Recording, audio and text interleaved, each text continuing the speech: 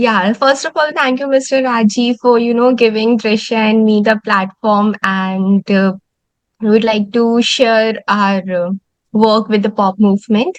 So we thought a lot Not that. only at the platform, we have the entire invitation to you now. Thank you for that. So we at the pop movement, we are trying our bit to inspire young people, to work with them, to make the commitment so that they can take their own steps. And while thinking about this, that what should be present, because we have other pop members who must be sharing their views and sharing their work about the pop movement, we thought that we'll share two initiatives, which are the annual flagship of the pop movement, pop festival, and the Pop India initiative. So, with our presentation, I'll cover the Pop Festival and Drisha will take over the Pop India initiative. Drisha, will you share the presentation, please? Thank you.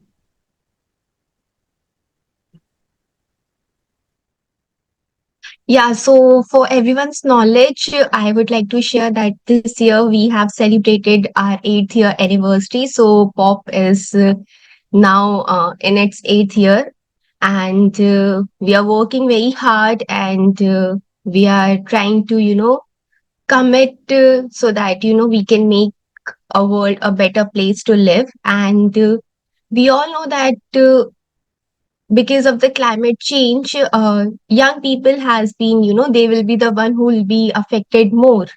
And it is very important to make them create a space for them, so that they can be the change leaders for tomorrow. And this is the vision which Dr. R.K. Pachori had. And this is how Dr. R.K. Pachori and Dr. Ash Pachori started the pop movement in 2016. And we have been committed to inspire young people with knowledge, and that's our tagline as well, youth inspired by knowledge. And we are trying to can you go to the next slide, please?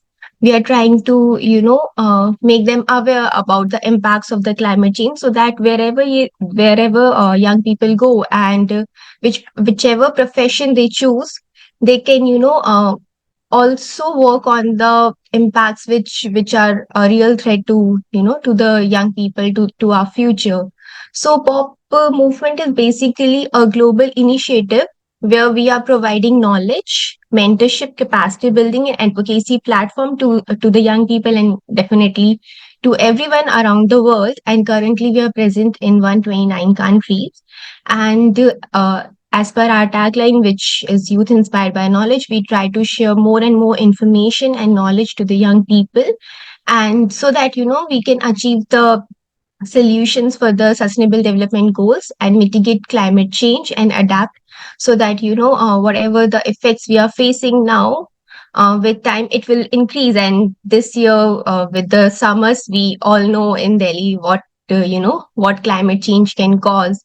So it's time to act now. And it's time for everyone here present to act now and inspire others as well, to empower others, and to make a commitment then that we all need to work together, and we all need to come together, so that we can at least make this place to live for future.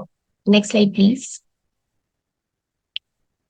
So this is our impact so far. We have covered, as I mentioned, 129 plus countries. We have youth projects which are 250 plus, and then we are working with different groups of organization, different young people all over the world, and we have a reach of 431 partners, along with the 2 plus million reach outreach. And we so far we have conducted 1,000 plus capacity building activities. Next slide, please. So now, as I mentioned, that we'll be covering two major initiatives of the pop movement. One is the pop festival, another one is the pop initiative, and in the pop initiative, we'll cover one of the initiative. So basically, pop festival is our annual flagship, which is an international conference and of pop festival for youth-led climate action. So as it says that it's a youth-led climate action conference where we amplify voices, where we, have young people to to bring their models so that, they can um, partner with others. They can, uh, come and promote their work. They can connect with others. They can learn and get inspired from them. This is a platform where, young people come and they showcase their work.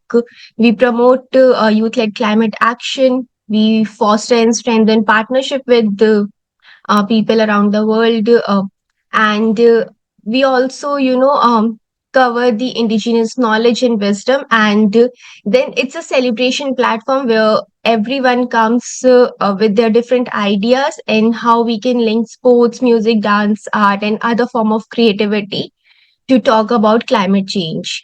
And our principle is that the universe is one family. So we all are working as a family at the pop movement. And also we have our partners who come together with us. And we inspire young people, we commit, and we try to, reach more and more young people so that, when they go in future, they can take more action. Next slide, please. And these are all the activities which pop movement covers: the presentation, discussions with young leaders. It's an intergenerational platform which where young people and the other leaders sit together and they discuss about the problems of the climate change and the solutions they need to take. And then we have different various capacity building activities. We conduct workshops with our partners. We provide them skills, we provide them platform where they can showcase their projects. They can showcase their artwork to talk about climate change. And this year during the festival, we also brought up a new element, which was the sustainable fashion show. And I really hope you all have seen that, because that was the major element of the festival.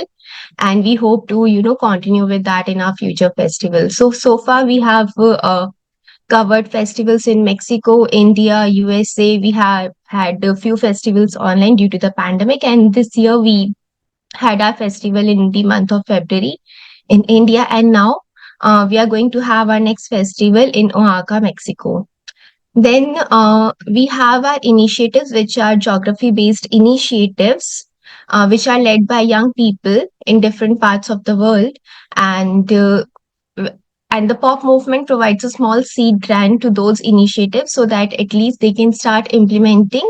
And then we connect with them with the different partners to support them.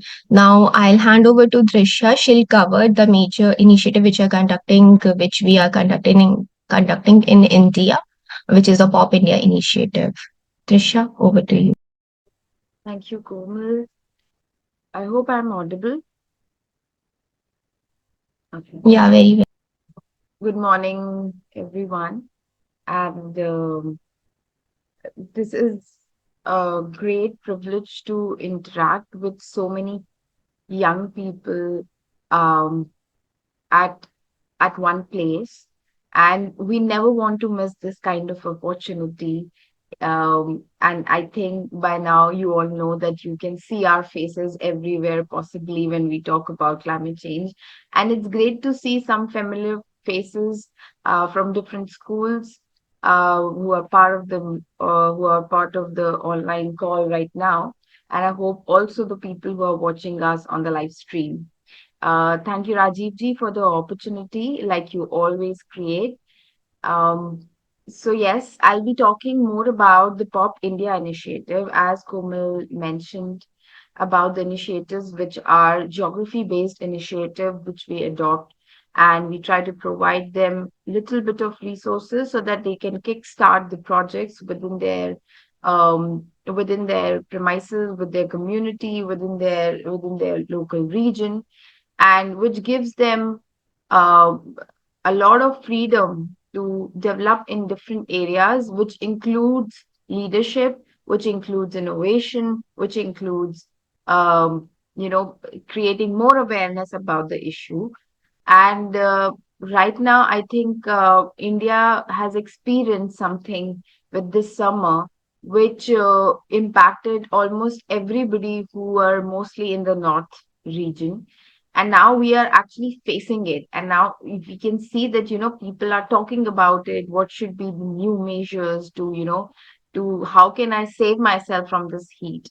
So we bring you some important work that we did over the year, last year, as well as this year in India, where we started reaching out to more and more young people to talk to them more about what is climate change, to inspire them to look for what action they can create, and to also streamline our efforts in order to balance the mind and body activities and more behavioral change that can be brought up um with these kind of activities that we do with young people.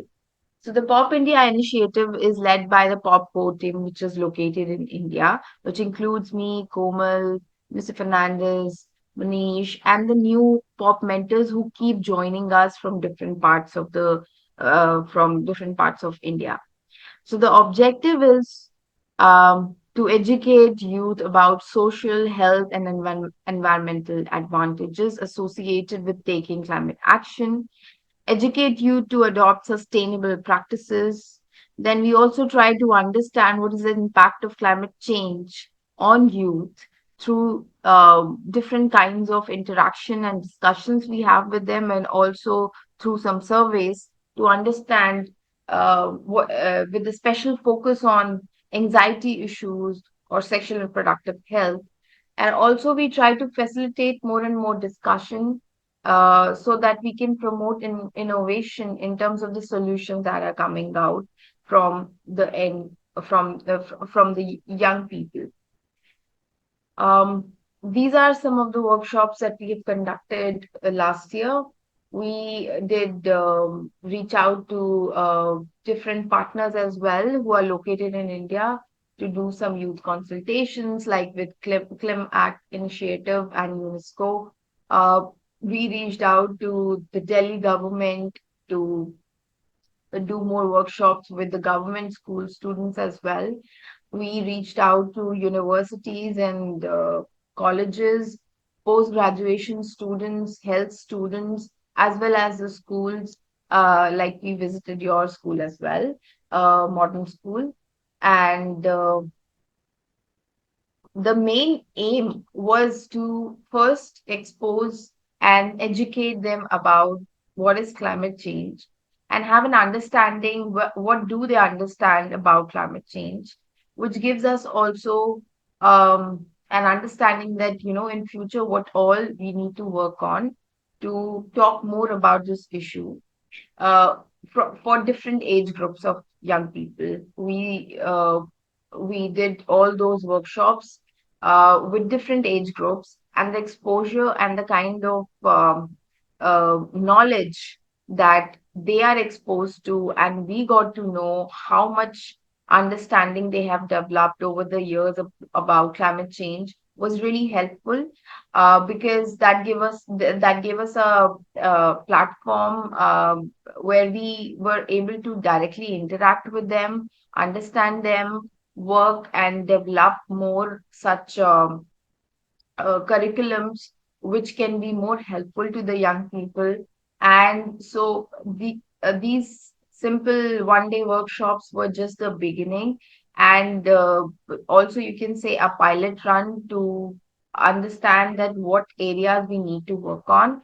And soon after all these workshops that we have conducted and will be conducting with more schools in future as well, we did a small round of practical climate action activities as well, which included the plantation drive that we conducted this year, where we educated the young people about the different species of plants that we planted, how what important measures they need to take while planting a tree and maintaining the health of the tree that they are planting. Also involve the active participation of youth in such activities by providing different set of activities and experiences to them in these tree plantation drives. Um, as Komal mentioned that this year we also focused on promoting sustainable fashion in the India in the fest that was conducted in India but was a global festival. We will continue to do so. We try to do more and more mind body charging activities, exercises with the young people with these workshops, more interactive sessions with the young people to develop their leadership skill as well. So, as I mentioned, that these were the pilot workshops, 1 day workshops that we conducted to come to a point where we can start working on summer workshops, which can be at least 2 to 3 to 4 days long, where we can talk more about green building, sustainable habitat, because these are the immediate steps that all of us need to take in order to understand, how climate adaptation and mitigation can be adopted by the young people so that they are either least exposed to climate change or the impact of climate change which they are experiencing can be made lesser. So we are coming up with some summer workshops for the school students this summer itself, which will be 3 day summer workshops. And we have Dr. Priyanka Kochar, who is taking lead in this project, who is also one of the POPCO team member from India, where we'll be reaching out to more and more school and colleges, and we'll be doing these summer camps, talking more and more about green building, sustainable habitat, what are the different building materials, how they can do waste management. We'll pick up some case studies for some hands-on activities, which is the overall goal of such events. And then we expect your active participation next year in 2025 in India at the International Conference and Pop Festival. The registration is already open, and you are more than welcome to submit your projects, because one of the most important thing is, while we talk about action, is that we promote more and more young people to come up with their ideas and present them so that they feel more inspired and keep working on them, and also get some exposure in terms of how others are working, so as to take more and more active participation when it comes to taking action. So yes, thank you so much. And please make sure to follow us on different social media platforms on Facebook, Instagram, LinkedIn, YouTube, as well as TikTok. And if you wish to reach out to me or Komal, you can contact us on our email IDs, rishapatak@thepopmovement.org and komal@thepopmovement.org. So thank you so much. And over to you, Komal, if you wish to share more. Just thank you everyone for listening to us. And yeah, we'll be looking for your participation at the pop festivals. And if you, like to be a part of the pop family, and if you like to volunteer, you can also reach out to us. Thank you. I would like to ask anyone if you have any questions.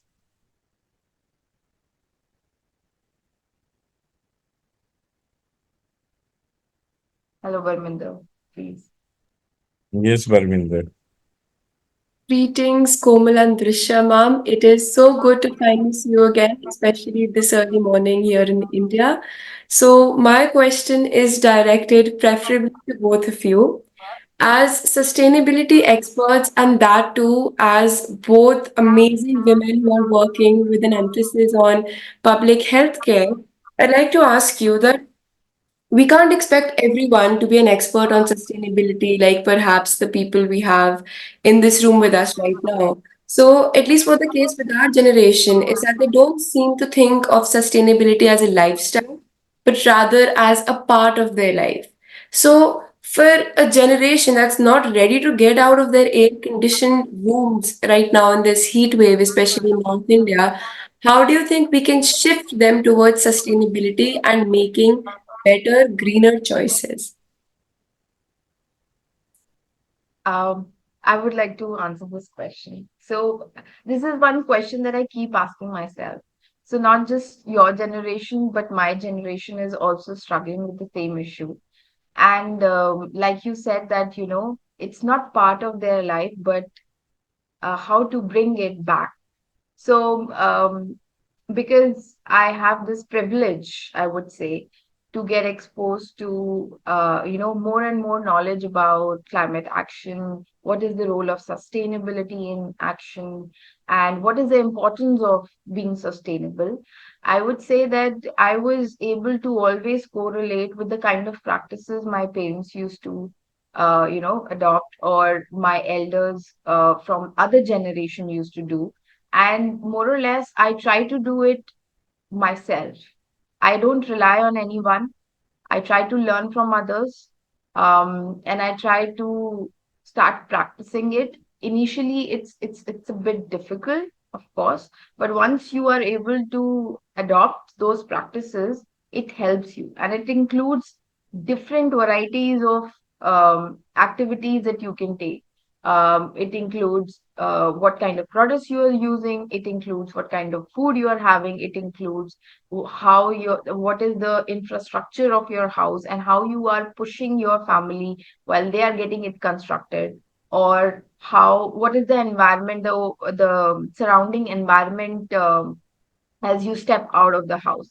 So yes, it's difficult initially, but once you start practicing it, it becomes very easy. For your generation, I would say, I think this is one struggle that everybody is facing, not just your generation, but our generation as well. And it's very important that you keep going out for more sources who are giving you this kind of knowledge, because until and unless you understand what is the importance of certain practices, you will not be able to start practicing it and learn its importance, and also understand how easy it can be, because you feel that one thing exists, but you don't understand the importance of the other thing. So learning more and more about it will definitely help. And sometimes if you don't have those resources in your surrounding, just start learning from internet, now from AI as well. So that can make it very easy. Right. Thank you, ma'am. That rightly reiterates us back to our motive, that is youth inspired by knowledge. Thank you. Thank you, Barminder, and thank you, Drishya and Komal. I would request you to stay back for a few minutes. We have Kannan Raghunathan Nayyar. I'll put him up on the screen. Kannan, can you start your video, please? Kannan is South Asia. Wait, let me. Okay. Welcome, Kannan, for your next session, which is due in 7 minutes' time. Kannan is South Asia coordinator at Tony Blair Institute for Global Change, and he especially manages schools and partnership vertical for South Asia at Generation Global. With a background in international education program and community organization, he has been actively involved in the development of 21st century skills and the promotion of global citizenship education among young people worldwide. He has previously been associated with Global Schools Program at United Nations Sustainable Development Solutions Network. He holds a Master of Science degree in Asian Studies, and there are a lot of other things that he does. He's very young, very energetic. Before I hand him over the session, because Drishya and Komal were driven towards youth and sustainability, and that is our prime calling, also engaging very young minds, not young minds, very young minds into the process altogether. And I'm very happy to tell you that these kids, right from class 6 standard, class 4, class 5, they have been up at this event for almost a month now. They're preparing for their presentations, whatever little bits they can put it up together for 24 hours. Some of them have not even slept. They take only 10 minutes break or 15 minutes break and they are at it. So that is the process of change. We have Shambhavi on the screen joined from Muradabad, who serves coffee to all the students who joined this conference for 24 hours. So I would share a video which we did just before Corona hit us in 2019, which was World Summit of Students for Climate. We did it in Finland, and these are one of the largest that we did, along with WCEF, which is premiered by the Prime Minister of Finland. We had almost students from 70 countries and 150 participants. So I want to share that video with you. This is a summary of 5-day conference. It's about 5 minutes long. So I'll request JK sir to play track B41. The World Summit of Students for Climate was organized so that students could share their concern about the climate change and discuss concrete and measurable actions they could take to prevent it. 135 students and 100 teachers from nearly 70 countries arrived at Helsinki-Vantaa Airport. Buses took them to Luovi Vocational College in Liperi, North Karelia, our home base and accommodation venue. The journey included a visit to Lusto, the Finnish Forest Museum. Students started working in small groups.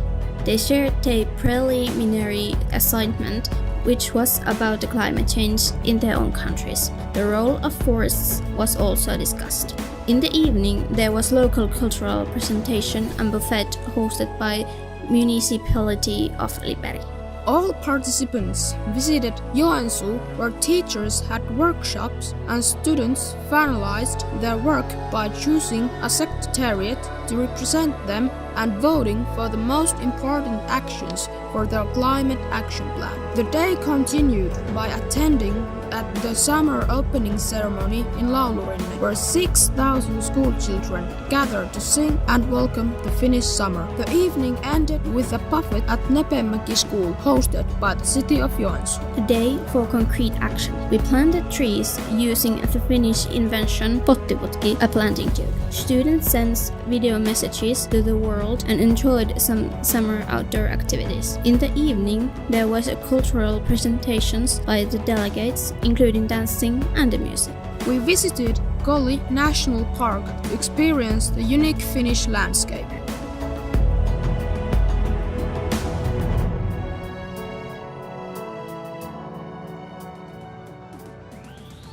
The day began with the early departure on the 6 a.m. train to Helsinki.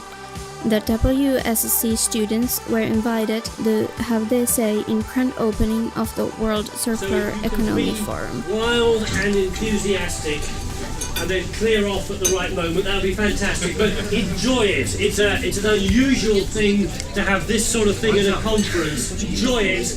You will never know the impact you have.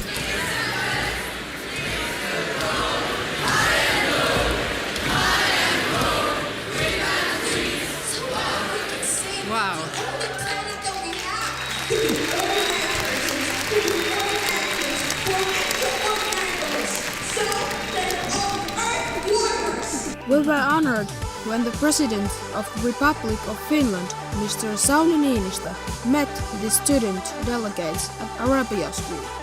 He joined in their discussions and had a meeting with their secretariat. The teachers attended climate change workshop organized by the Finnish National Agency for Education as well as the Finnish Innovation Fund Sitra.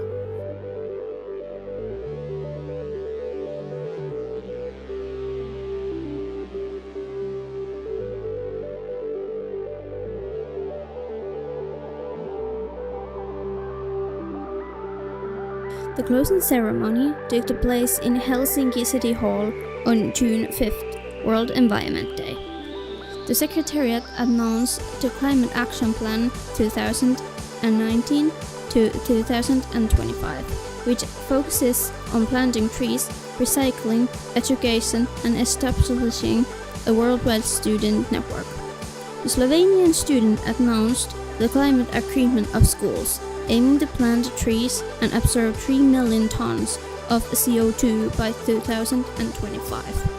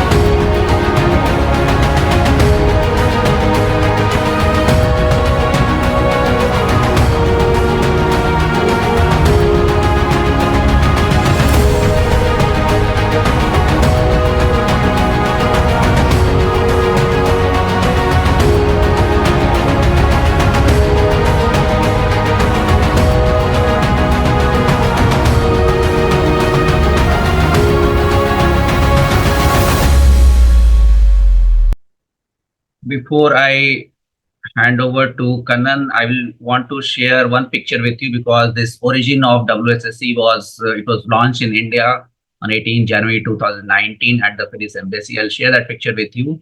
And we had the pleasure of having Finland President Sauli Niinistö, who was there with us in 2017, also tree planting, celebrating 100 years of Finnish independence. And I'll share that one picture with you, then we can proceed on to Kanan session. Okay. Yes. So this is the picture when it was officially launched on 18 January 2019 at the Finnish embassy with our logo T-shirts and our motto for integrating and engaging youth into climate actions. So because Kanan is working with schools and young people, so it was necessary to share with you.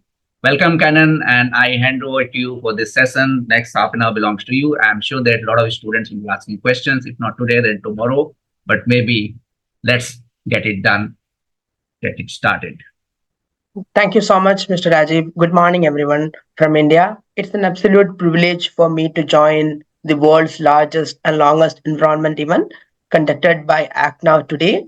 So, for the next 15 to 20 minutes, I'll be sharing some of the work which we do at Generation Global, Tony Blair for Institute for Global Change, and how we interact with young people from different parts of the world.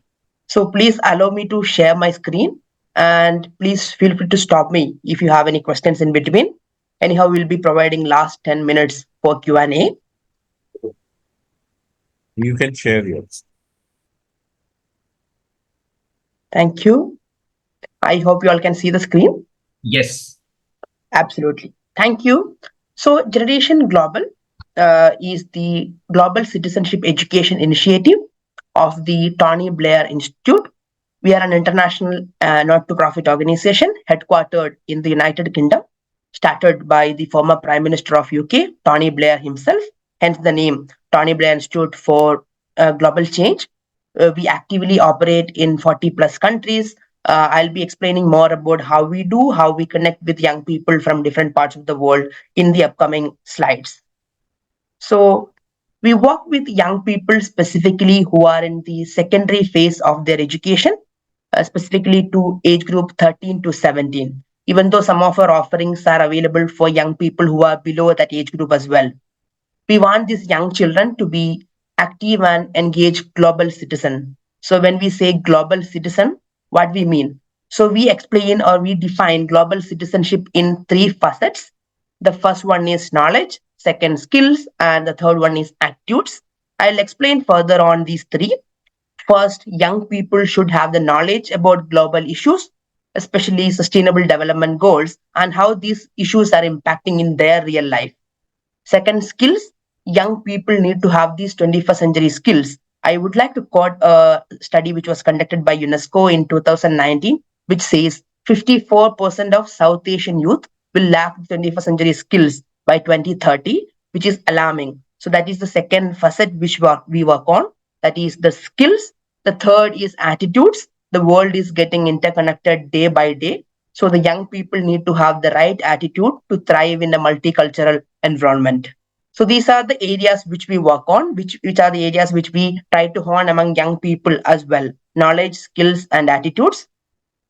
Moving ahead, some impact figures from the organization. We are a 14-year-old organization started in 2009, actively operate in more than 40 plus countries, already work with more than upskilling 15,000 educators and reaching more than 500,000 young people across 6 continents. We give an opportunity for young people to connect with each other, network with each other through video conferences. So far, we conducted more than 5,600 plus video conferences. I'll explain what video conferences are towards the second phase of the presentation. How we do this? We connect with different governments, we connect with different school groups, we connect with individual schools and individual students as well. In terms of government partnership, we worked with the Ministry of Education in Italy, in Jordan, in Philippines, in India itself. Also, we work with different state governments. Currently, we are rolling out a partnership with the Ministry of Education in Rwanda. We also work with different school groups as well. One of the premier school groups in Mexico, Prepa Tech, made Generation Global as part of their curriculum. And a lot of young people from India is also joining. About 1,080K young learners reached specifically in India and in other countries across the world. Just want to emphasize our impact. We also work with different international organizations as well, including the AFS intercultural programs. Generation Global is the member of Global Education Coalition launched by UNESCO, IB, British Council, USAID, among others. So I would like to share all these details to set a stage to understand how young people can take action to network with young people from different parts of the world, improve their knowledge on different SDGs, and how they can take action on these SDGs. So, how we do that? We connect young people through a communication pedagogy called dialogue, which is a bit different from the traditional communication strategies which we use, including discussion and debate. What happens in a debate? In a debate, there is always a winner and a loser. And what you will try to do is to make sure that others' argument is wrong and yours is right. In a discussion, what we'll try to do is to pull apart a topic. We want to have a solution for one particular issue. In both the cases, there is no necessity that young people or anyone who is participating in these sessions need to be authentic or sharing their honest opinions and critically think on that particular issue. But we use dialogue as a communication pedagogy to share more on their personal perspectives, your experiences, and your beliefs, at the same time giving empathy and recognition to what others are sharing. So there is only winners in dialogue. In this way, this will increase the youth voice and self confidence of young people in an inclusive way. And young people from your school or you as a young people, you will get an opportunity to interact with young people from 40 plus countries, sharing your knowledge on different global issues and how it is relevant in your real life. So what we try to hone among young people, as I already mentioned, about different 21st century skills, but these are the 5 core skills of dialogue which we emphasize further, including global communication, to communicate across cultures, active listening, not just nodding when others are sharing, but actively comprehending what others are sharing, with empathy and recognition and responding to what others are sharing, asking open-ended questions for deeper understanding, reflecting on others' thoughts as well as your own thoughts, and analyzing different issues from multiple point of views, known as the critical thinking. And these are the 5 skills we at Generation Global try to hone among young people. Moving forward, how we do this, we have 2 dedicated portals. One is for young people and the other one is for educators.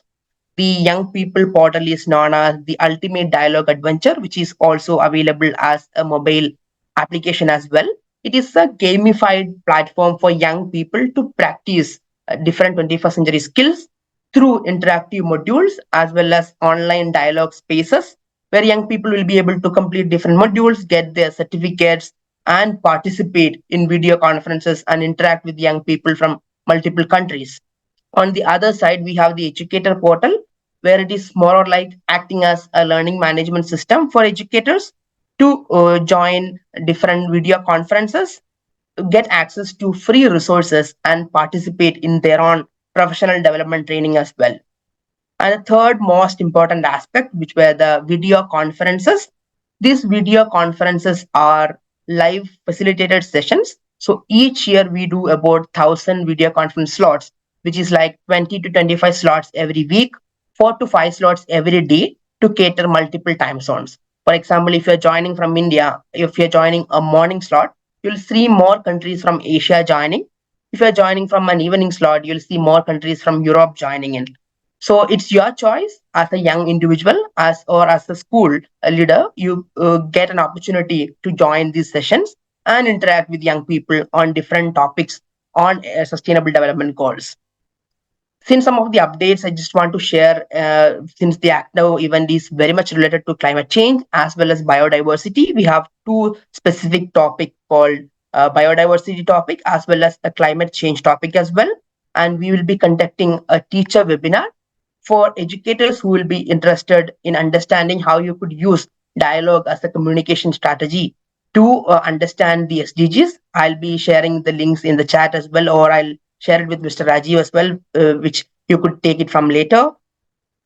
And moving forward, I just want to emphasize what are the topics. I mentioned different topics which are related to different sustainable development goals, which young people will get an opportunity to interact more.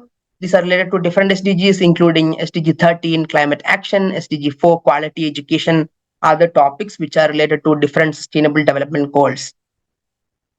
Some of the glimpses from these video conferences where young people are getting an opportunity to interact with each other. As you can see, a school from Denmark joining from their smart classroom, a classroom from Indonesia joining from their computer lab.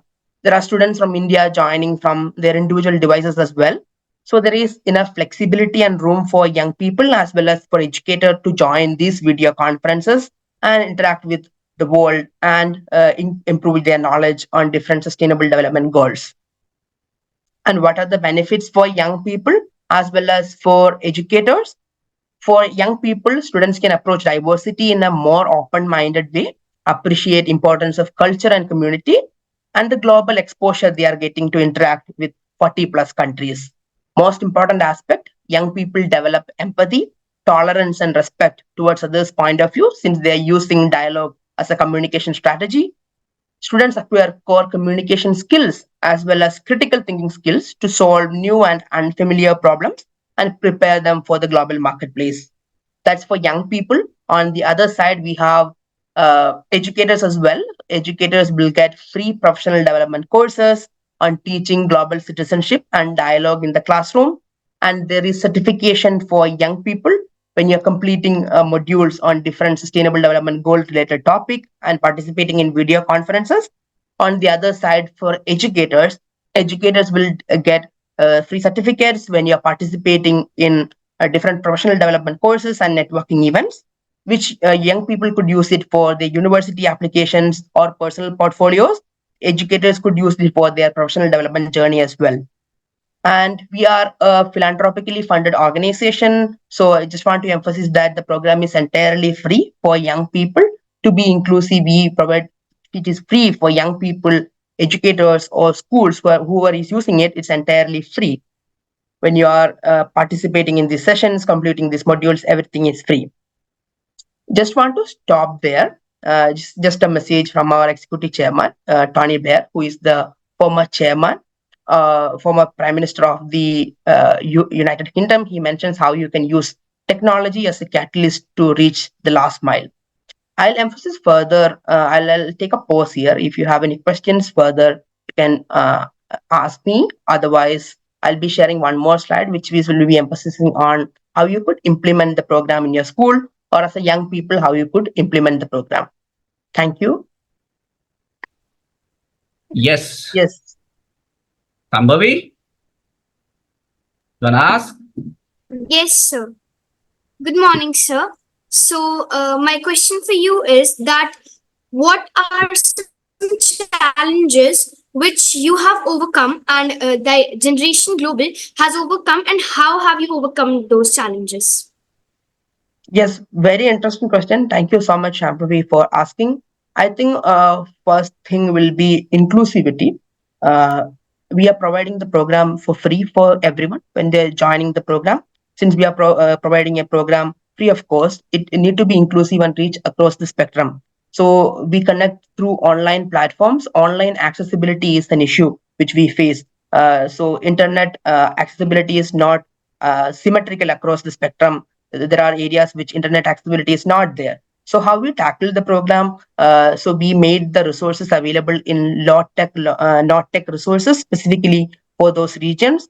At the other side, also our application as well as website is customized to lower and low bandwidth areas as well. So this will be one thing is just I would like to highlight specifically how we tackled inclusivity as an issue and how we could reach out across the spectrum. I hope that answers. Thank you, sir. Thank you so much, Shambhavi. And anyone else who has a question for Mr. Kanan?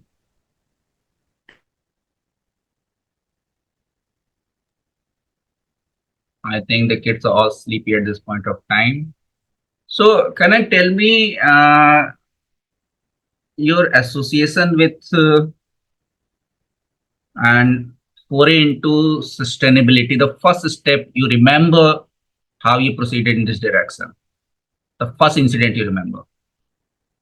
I think I'll specifically talk about the program in terms of like sustainability. Or you were asking me as a person how I will get into sustainability As a specifically. person. Yeah, wonderful. So I started or interested in the field of sustainability when I was in my university. So specifically, I volunteered with an international organization working on promoting education for sustainable development, which is SDG 4 Goal 7. So I started volunteering on promoting ESDs in your schools. That were the first work which I undertook. Then previously I tried to improve my knowledge on different topics, specifically by completing different MOOCs, massive online open courses, developed my knowledge, then joined an international organization specifically as a project officer.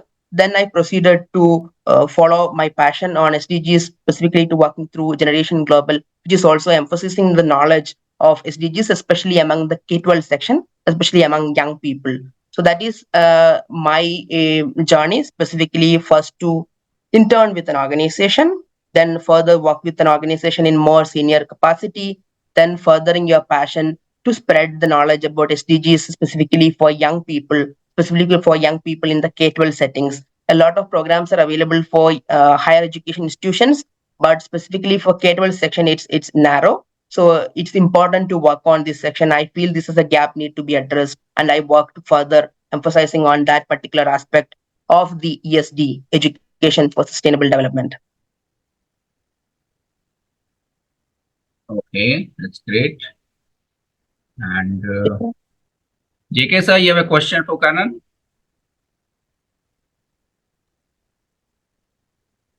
In India, what kind of program you are doing it? So that please elaborate. Absolutely. As I mentioned, we work with schools. So as a school, you as an educator or a school leader can join the program. There are two pathways. One for young people could directly sign up to the platform and join these video conferences.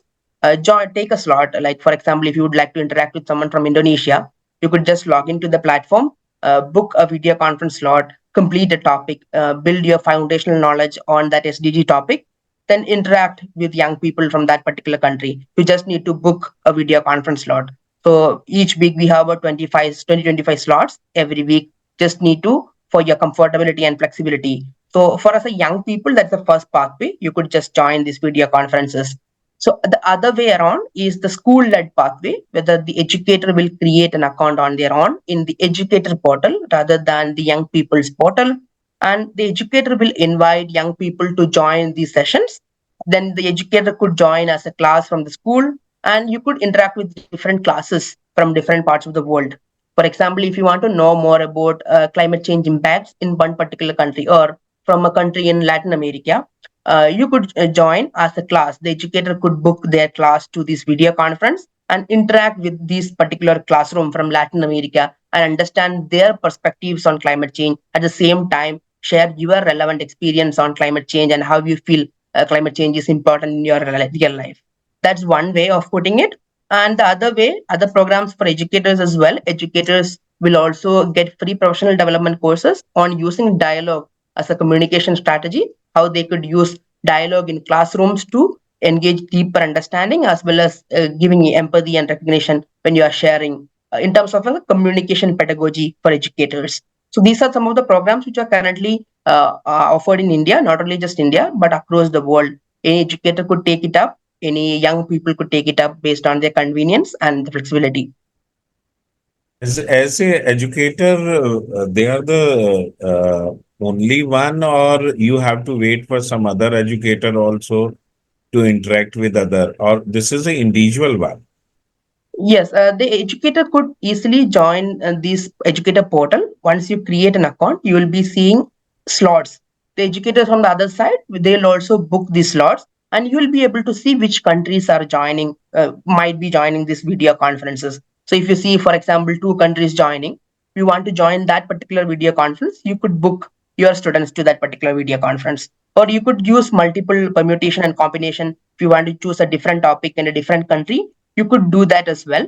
Just book this video conference slot and join these slots to improve their knowledge as well as to network, giving an opportunity for young people to network with each other from different countries. So this is a webinar kind of thing, I feel. It's more kind of webinar, but the primary agenda is to build a foundational knowledge. First, the young people will go and build their foundational knowledge on the topic. Then they'll practically practice these skills by doing these video conferences, more in a webinar kind of way, but facilitated by an expert facilitator from Generation Global. But the young people will have more voice and they'll be sharing their thoughts and their experiences and beliefs. So this is an online process for throughout the year, I feel so. Yes, it's open throughout the year, and it's an online process entirely. Right. Thank you. Before Kanan, we request you to stay back before we move into further conversation. We are waiting for some guests from far off locations, so hopefully they'll be able to join. Can I request, there is an interesting movie that was premiered by UNEP, and we have the trailers for that as well. Usually when you talk about the climate environment, is always very depressing. It's always with negative thoughts and hope of upcoming doom, but there's always a hope. So I would request JK sir to share this video, Kiss the Ground, which was premiered at UNEP, and we have the trailer for that also. And then we would like to play another video, which I'll let you know after this one is played. Can you play this clip V46? There's so much bad news about our planet, it's overwhelming.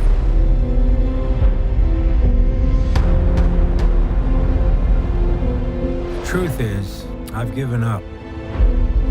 This is the story of a simple solution, a way to heal our planet. The solution is right under our feet, and it's as old as dirt.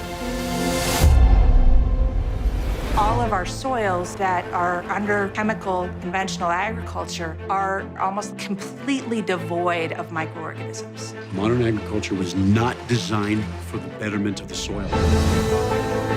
Fossil fuels are by no means the only thing that is causing climate change. When we damage soils, carbon goes back to the atmosphere. But when we destroy soil, it releases carbon dioxide. Biosequestration is using plants, trees, and techniques of grazing and farming to capture carbon and store it in the soil. We can fix a lot of our climate issues if we bring the CO2 down into a living plant and put it back into the soil where it belongs. Plants working with soil microorganisms, it seems too simple. Healthy soils lead to a healthy plant, healthy human, healthy climate. There could be a way to eat food that heals the planet. The problem isn't the animal. The problem is where the animals are at. How do we take waste and repurpose and reuse it, because it's really not waste? The poop has to stay in the loop. Compost is just one of a suite of soil-based carbon capture solutions. We know how to do it. And if we continue to scale over 30 years, we can reverse global warming. We can get the Earth back to the Garden of Eden that it once was by regeneration. To see biodiversity return to a place that was completely devastated. That gives me hope. Our health and the health of our planet are connected. If you look over here, my neighbor's land that has been chemical fallow, then you look over at our paddocks, you have a diversity of different plant species. Which model do you want your food to be produced from? The answer is pretty simple to me. I'll make you a deal. I won't give up, and neither should you.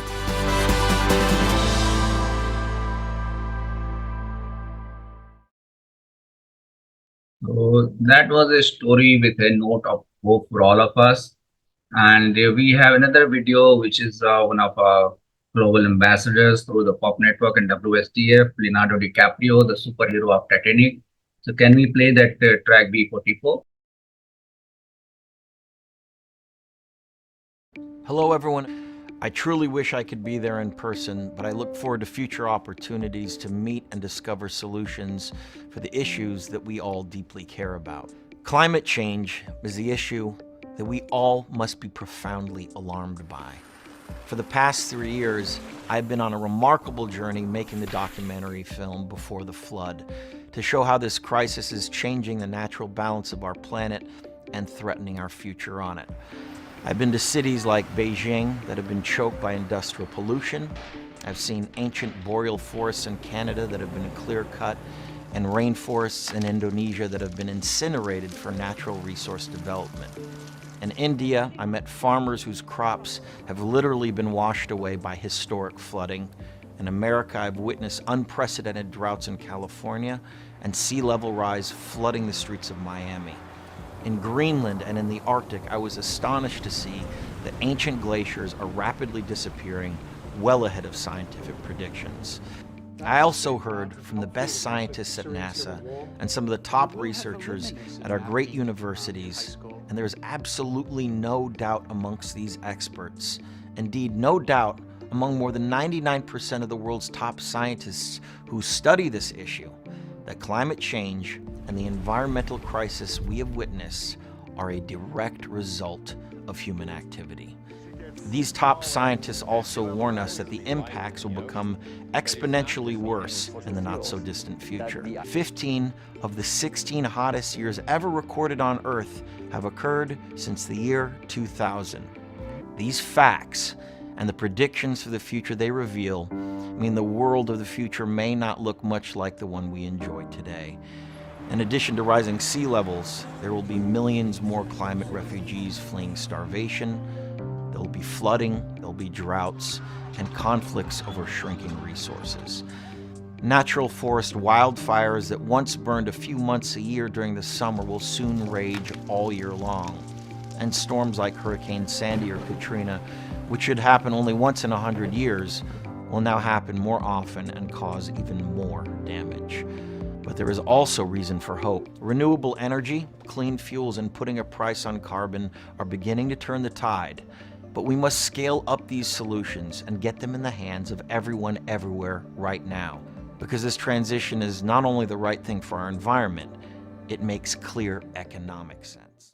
Ladies and gentlemen, 99% of all plant and animal life ever to exist on planet Earth has appeared and disappeared before the arrival of industrial humans.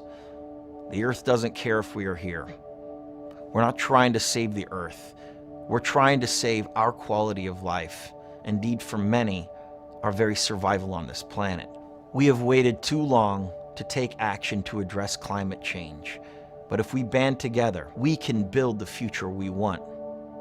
Winston Churchill said, "History will be kind to me, for I intend to write it." Starting right here and now, let's write the next chapter together.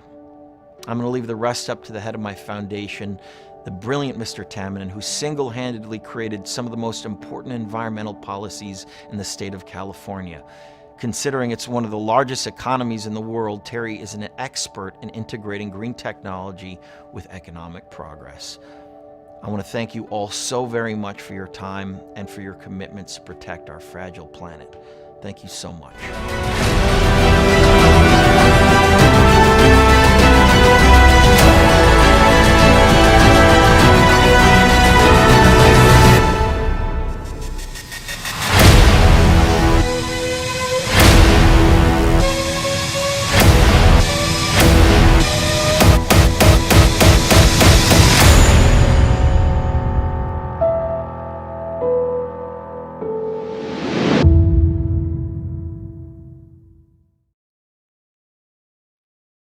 Okay. Kannan, are you here? Okay, Kannan, thank you so much for being with us. And you can obviously spend some more time until as long as you can be here, because we are here for another 4.5 hours to mark the last 24 hours of program. So before wasting too much time, we are supposed to be joined by one very young girl, and she has grown into a big girl now, Sofia Nava, and I don't know where her sister Andrea is. They are from Guatemala, and they have been working for environment and climate actions from very early age. And she was just a small kid. I remember her as a very cute small kid in the Finland conference. So welcome, Sofia, and we are supposed to also be joined by Francis Bizoza Bilgrimana, who's called the African traveling teacher from Uganda, but obviously it's a remote location. I don't know whether there's an internet connectivity problems over there. But Sophia, it's all over to you. Tell us, how is Mama and where is Andrea and what are you up to these days? Good to see you. Hi, good to see you too. I am in Guatemala. My sister is in Germany, so the hours of difference is too much. So I want to speak something about our project. Yes, and everybody who goes to Germany disappears. So I just tell her I'm very angry with her, and I'm going to write to Felix Finkbeiner that since he has been to plant for the planets, he has very little time for anything else. Thank you. And how is the organization doing? Tell us about the young kids, the new joiners here, about the organization that you run in Guatemala, the environmental organization that you're so proud of. Yeah. So I was been working on Líderes por el Medio Ambiente here in Guatemala, doing reforestations and a lot of things like the with junks. So this is like all the things that we are doing, littering in schools and other education institutions to initiative provide these students with the necessary tools and workshops also to empower them and to create her own project. I think have something. You want to share something? You want to make a presentation or something? Yeah, maybe I can show you some pictures about our project. Can you tell me if I am sharing? Can you before you share? Can you tell these kids, because Guatemala is a very exciting country for us. Not many of us go there. So can you tell these kids and all the other guests in this session where you live? Just describe as best as you can about your surroundings, your country, and the place that you live in. Yeah, sure. So here, Guatemala is a country that it's located in the Central America, bordered by Mexico to the north and west of Belize and the Caribbean. So Guatemala is beautiful because they have a lot of beach and a lot of things to do. So Guatemala, I live in Guatemala capital, and the Guatemala capital name is Guatemala capital. So here we speak Spanish. Hola, mucho gusto. And also we speak a lot of language that are in indigenous language. So maybe I can share with you the Instagram of our project. I don't know if I can share here. Yes, you can. Yes? Okay, let me see.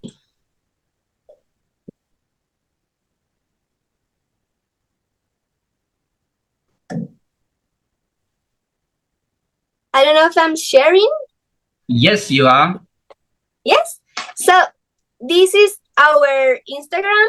You can follow and see more about what we do.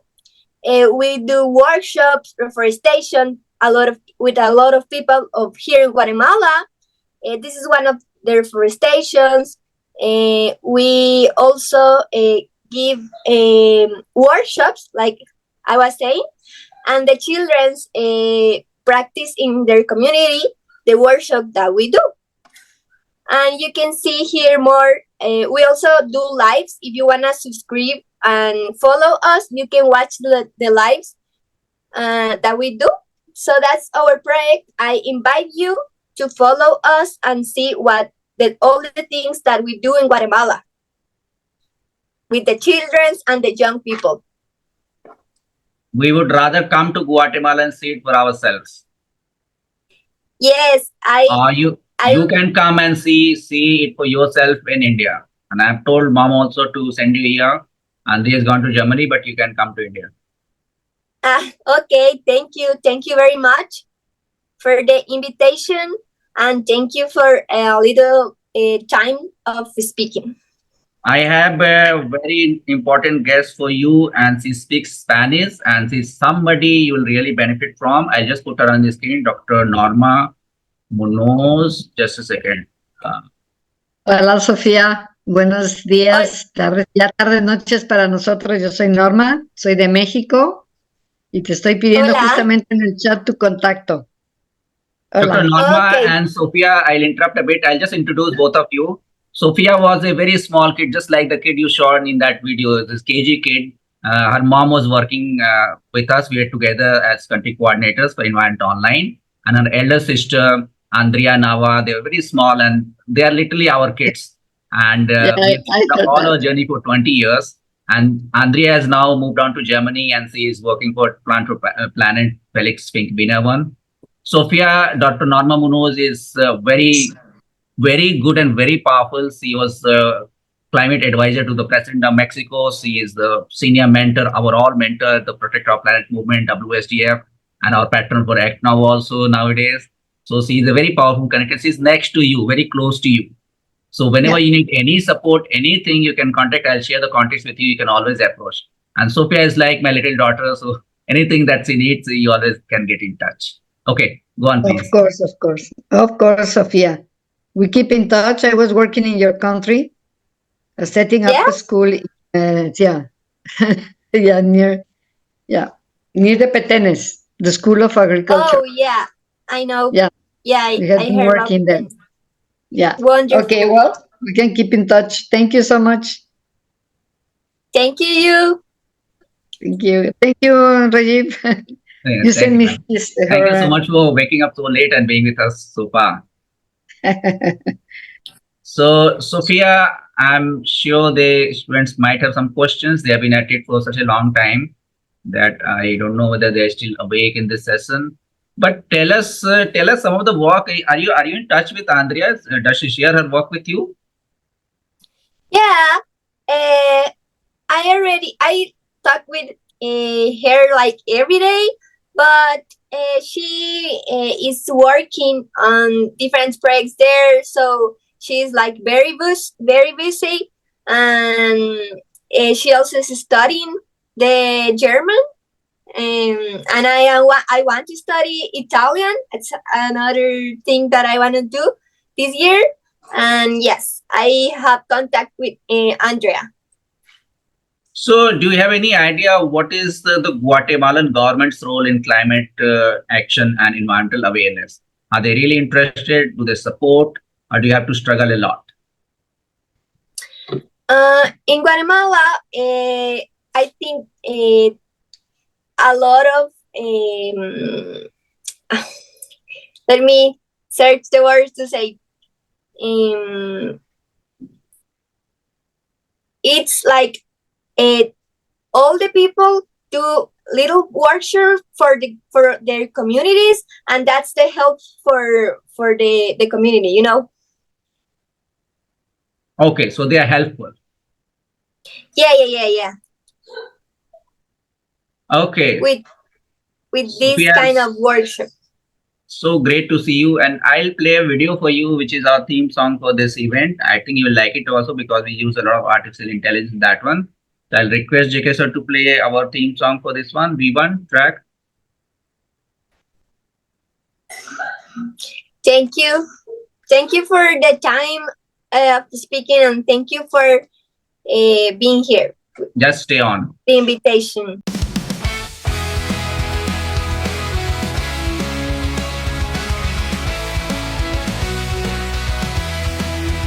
In a world so big, we often feel small, but together we can make a difference, standing tall.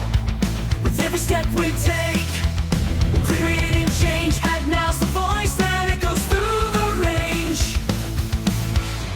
Rise up, let's make a stand for the earth and all its wonders. Hand in hand with the future, we hold the key. Together we can save the world, you and me. Ooh, yeah. Through the power of knowledge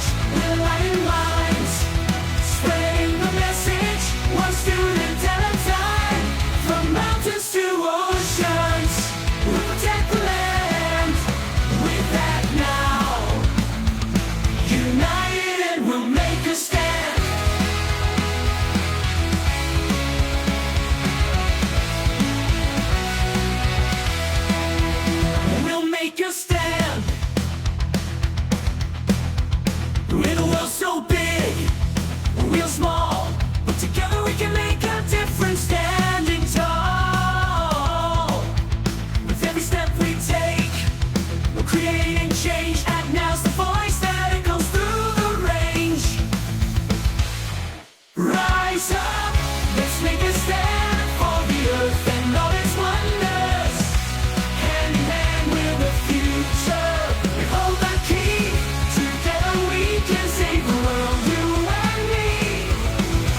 Ooh, yeah. Through the power of knowledge, we're lighting minds, spreading the message, one student at a time.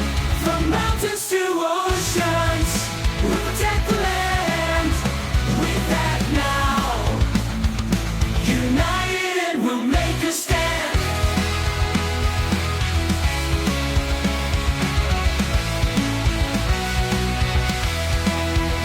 We'll make a stand. In a world so big, we're small, but together we can make a difference. Standing tall, with every step we take, we're creating change. And now's the voice that echoes through the range. Rise up, let's make a stand for the earth and all its wonders. Hand in hand with the future, we hold the key. Together we can save the world, you and me. Ooh, yeah. We have Janet Travis in the session now. Can I request you to start your video? Our session comes about 15 minutes later on. Meanwhile, I'll request JK sir to play a few videos, one of them being track V13 and V14. Dear humankind, ours is not a short story. It's an epic tale written over eons. I, the Earth, have known you over hundreds of thousands of years. I've witnessed your achievements, your ingenuity, your pain. You are the first generation to fully understand my suffering, and you might be the last that could see my lands revived.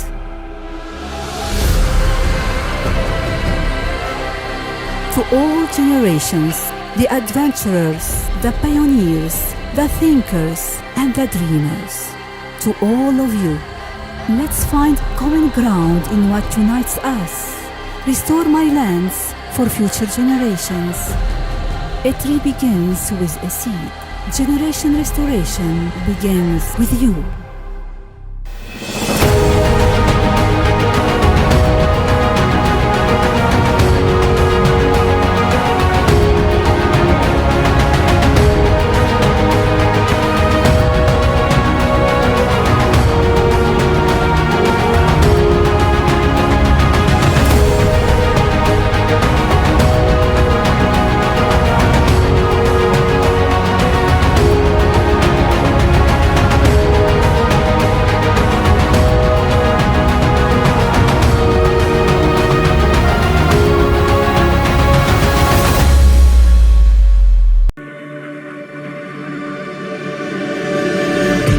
Today, we are using 1.6 Earths to give us what we need to live, eat, and grow our economies. We are plundering and polluting nature's resources, treating it as a dumping ground for plastic and waste. If we don't act now, we could lose 1 million species in the next few decades.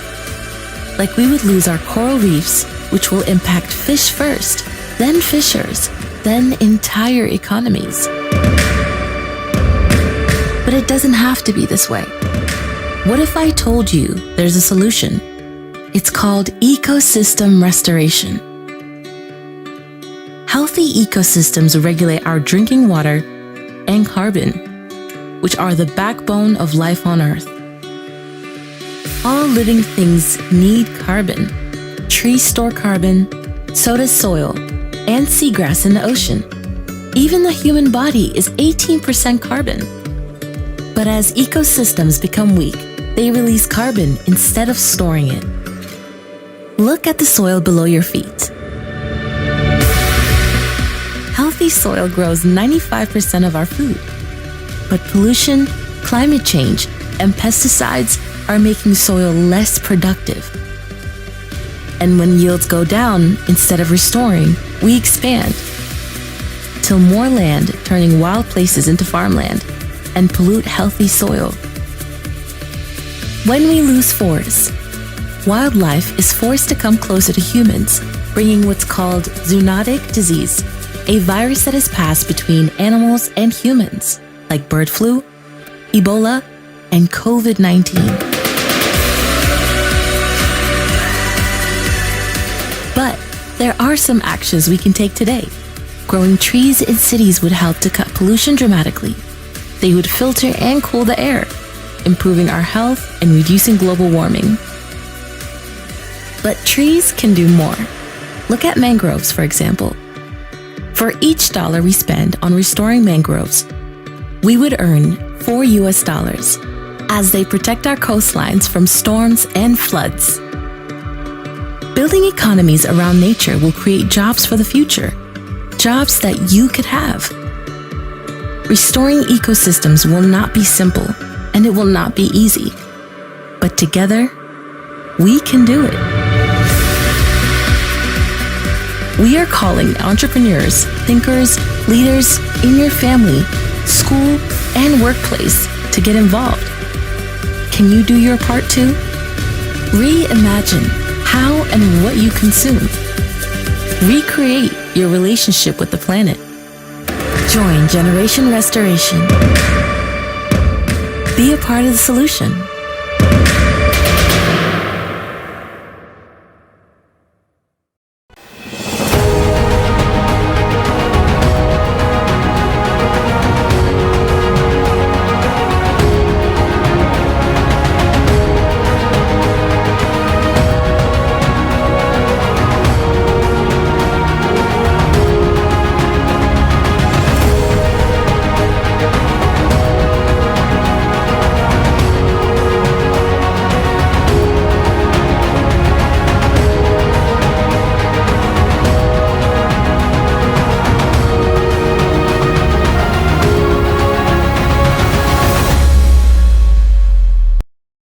Welcome, Janet.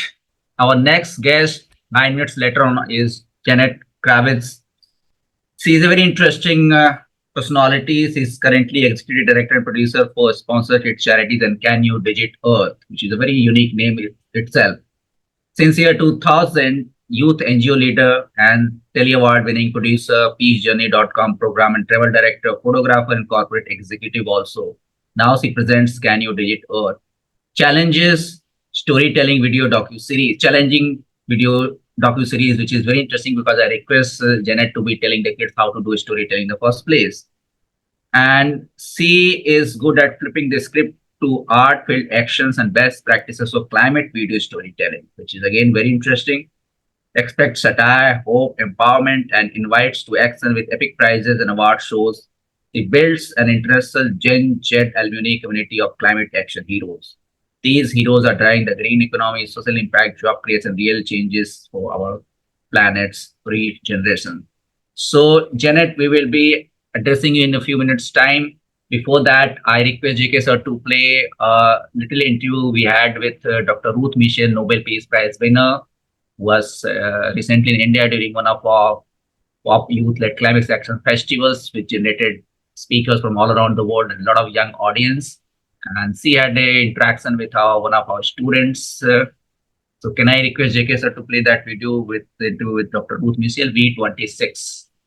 Good afternoon, ma'am. I'm Nandini Kumar from the Modern School ECNCR, and today we have here with us Dr. Ruth Michel. She is a Nobel Prize winner and also a great neurosurgeon. So, ma'am, I have a few questions I would like to ask you. Certainly. The first question I have for you is, even though you are a neurosurgeon, what promoted you to work for our climate? Like, what promoted you, what triggered you to work for the benefit of our climate? Well, I think that when I started my journey in medical school, I realized that if we want to look after people's health, we have to do more than just look after one body at a time. Yes. And so for me, that has taken many forms, advocating for better conditions for medical students and for junior doctors, but also advocating for things that will protect our planet. Yeah. And for me, the biggest part of that has been advocating for a world that's free of nuclear weapons. And so for me, that has been an extension of my desire to look after my patients. It's all very well learning how to do a careful operation on a baby or a child to help them with some problem in their brain or in their spine. You can be the best neurosurgeon in the world, but if you don't do advocacy work, if you don't think about the big picture, then you're never going to have an impact of more than one person at a time. True that. My second question for you is that because you're here for the climatic cause, so how does climate affect our how does climate affect the neurological health of a person, in your opinion? Well, I think that it's increasingly the case that we're seeing people, where I live in Australia, we're having hotter and hotter summers. And what you can see is that particularly the elderly or people who have other health problems and the very young are vulnerable to heat stroke. Yeah. And there's all kinds of problems that are accompanied with dehydration and overheating. And so, I mean, I'm worried about the impact of the climate on the whole body. Yeah. But certainly you see that people become lightheaded and then they can't think clearly. And, you know, if they're doing something like driving, that can be deadly for them and for others. True. So the consequences of a rapidly warming climate are quite far-reaching. We are really blessed by a gracious presence here, ma'am. And this is quite the last question, that if you would like to leave any message for the youth watching, it would be great. Well, I think what I want the youth to know is that I don't think you're the future, I think you're the present. I think you're already doing important work. I think you already make a massive contribution and you are already setting the agenda. So I want to empower you to keep doing what you're doing, to find each other, to work together, and to find people who can be good mentors to you. But you're not looking for, you know, grown-ups to tell you what to do. Yes, you're looking for wisdom and energy and guidance. But you already know what is needed. And so I want to encourage you to trust your judgment, trust your gut, and to be bold in making a change in this world. Thank you, ma'am. Thank you you for blessing us with your wisdom.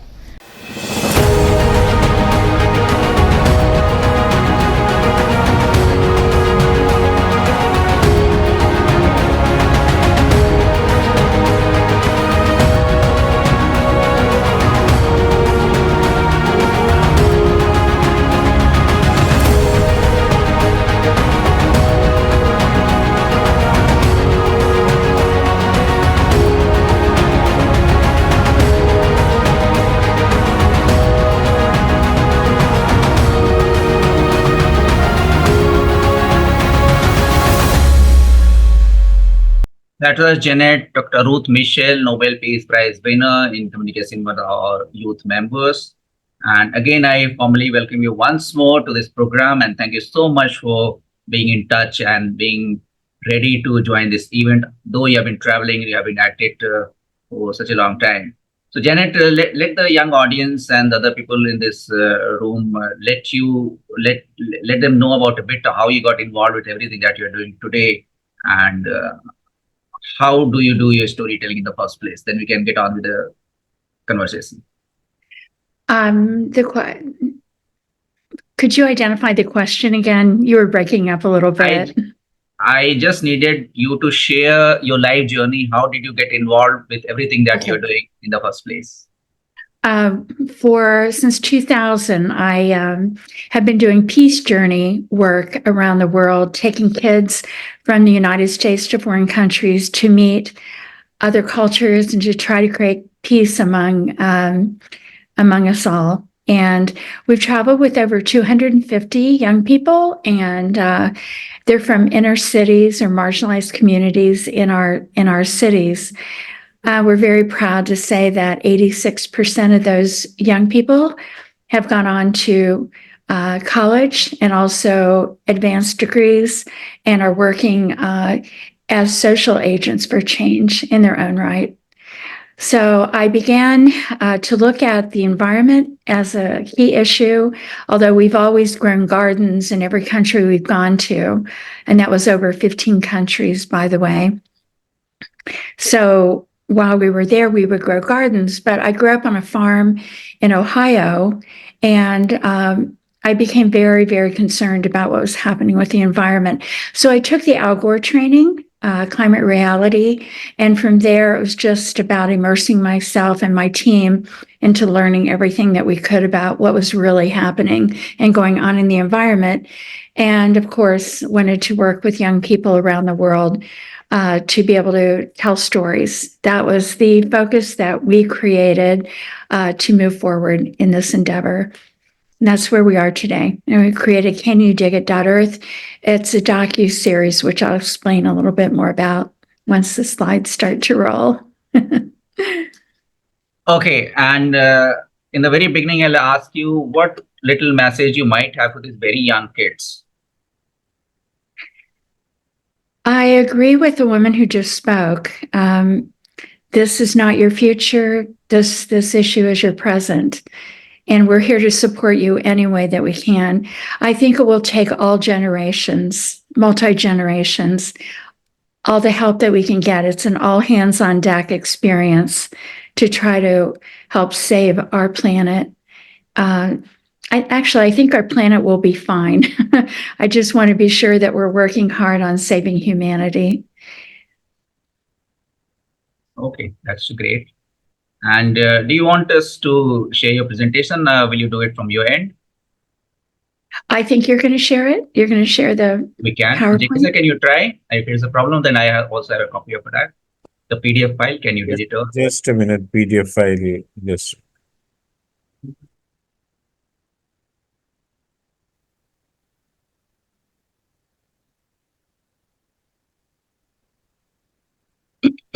Please go back to the first slide. Okay.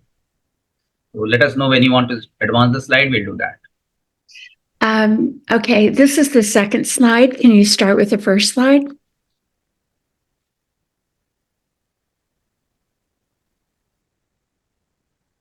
think there is a bit of lag around this time. I don't know why. Let us try again.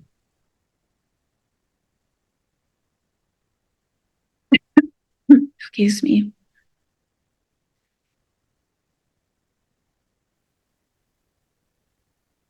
Aha, yes. There you go. Perfect. Should I start now? Yes, please. Okay. Good morning, afternoon, and evening from Chicago, Illinois, USA. Today, we will share tips on how we approach storytelling for our docuseries 2025 called Can You Dig It Earth? We hope this session will help guide you on your own climate storytelling journey. Next slide. Today, we'll talk about our storytelling premise, our positive approach to climate stories, our path to engagement, our story process. We will share 3 feature stories from North America, Kenya, and the world. Then we will take a look at stories in the works from around the globe.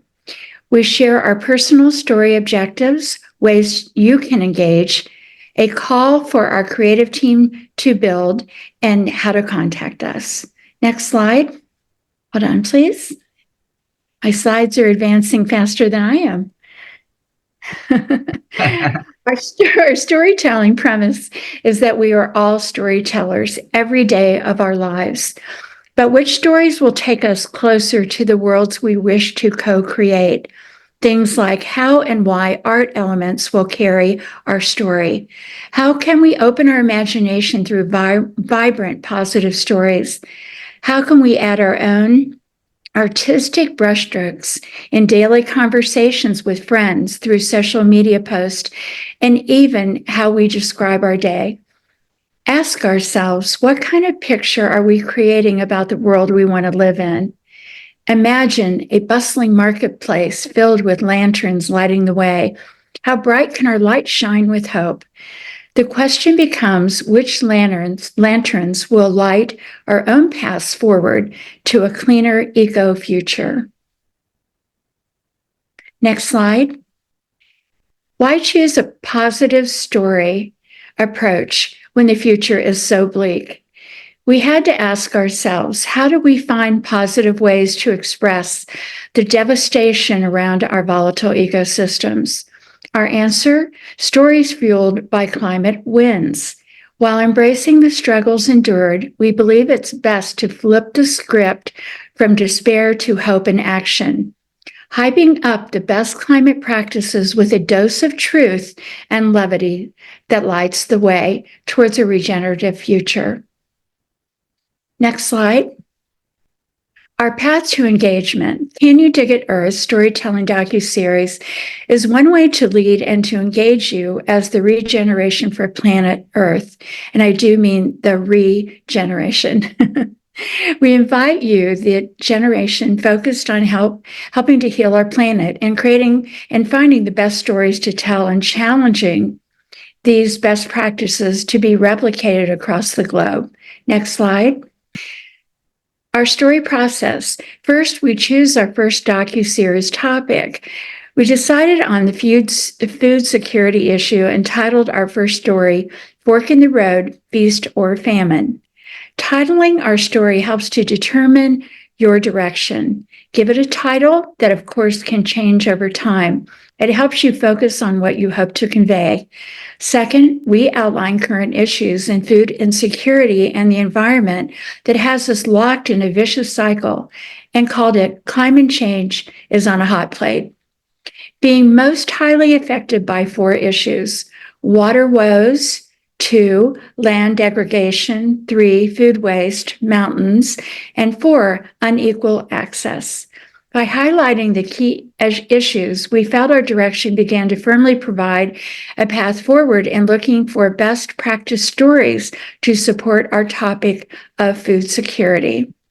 Next slide. Our path to finding best stories. First, we researched diligently for the most amazing Gen Z-led successful climate actions. Through the POP movement, we found many of these eco-projects and practices around the globe. Through the Peace Boat youth travel groups, we found more stories on food issues from port to port.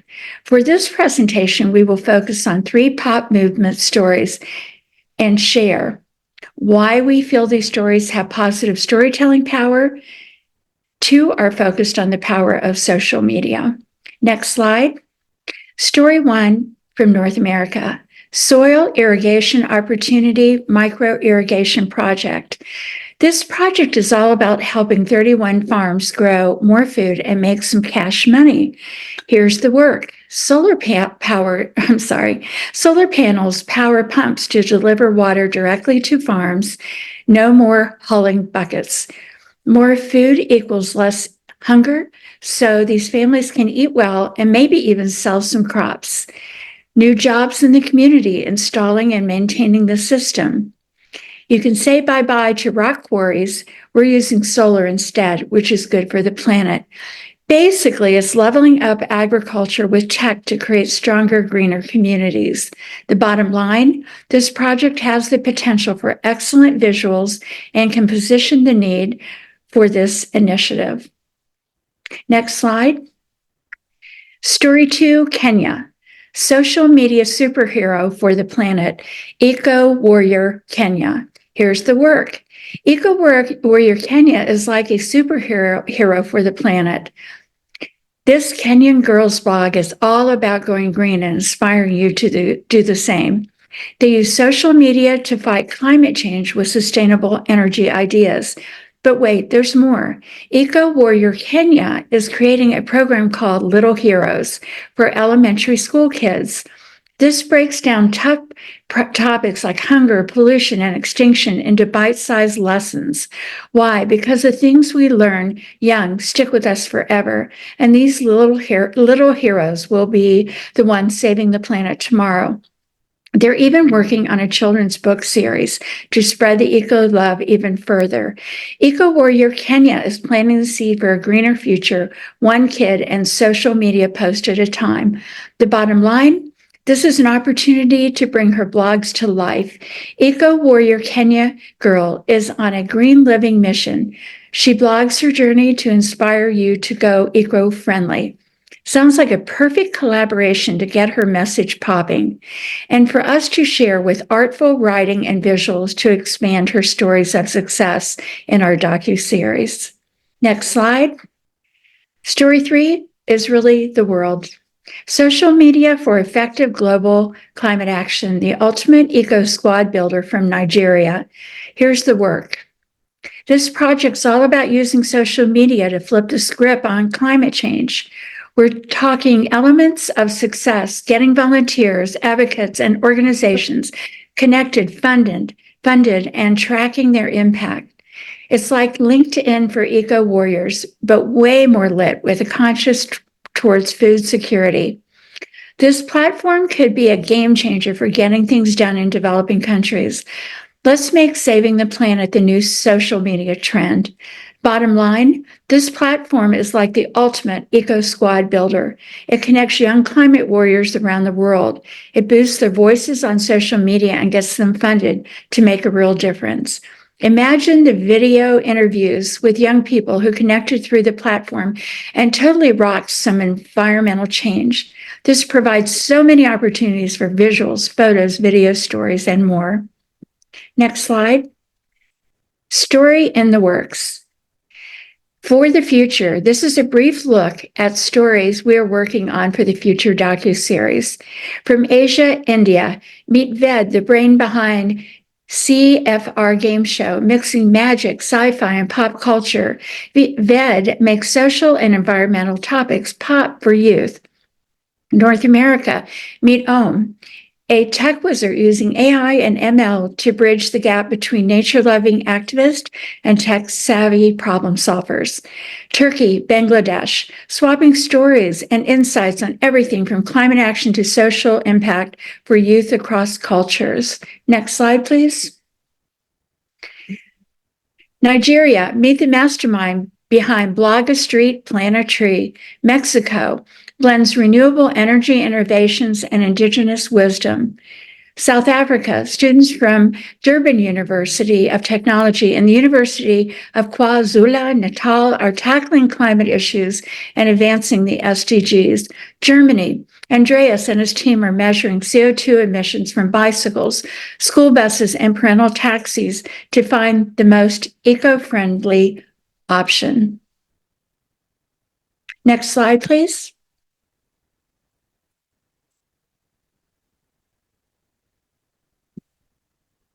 Our story objectives, we have identified over 200 stories so far to share from Peace Boat, the Pot Movement, Project Drawdown, and We Don't Have Time. We have chosen video as our medium to deliver these true climate stories. Each docuseries episode ends with a call to action. Storytelling principles we use include the 6 P's to storytelling: people, plot, places, pictures, platforms, and purpose. Our primary goal is to grab the audience's attention early and keep them engaged through art, visuals, music, poetry, and creative visual style writing. We like to develop a 3-act structure, which is a classic storytelling model that divides our stories into 3 parts. Act 1, setup. Act 2, development. Act 3, climax and resolution, ending in a call to action.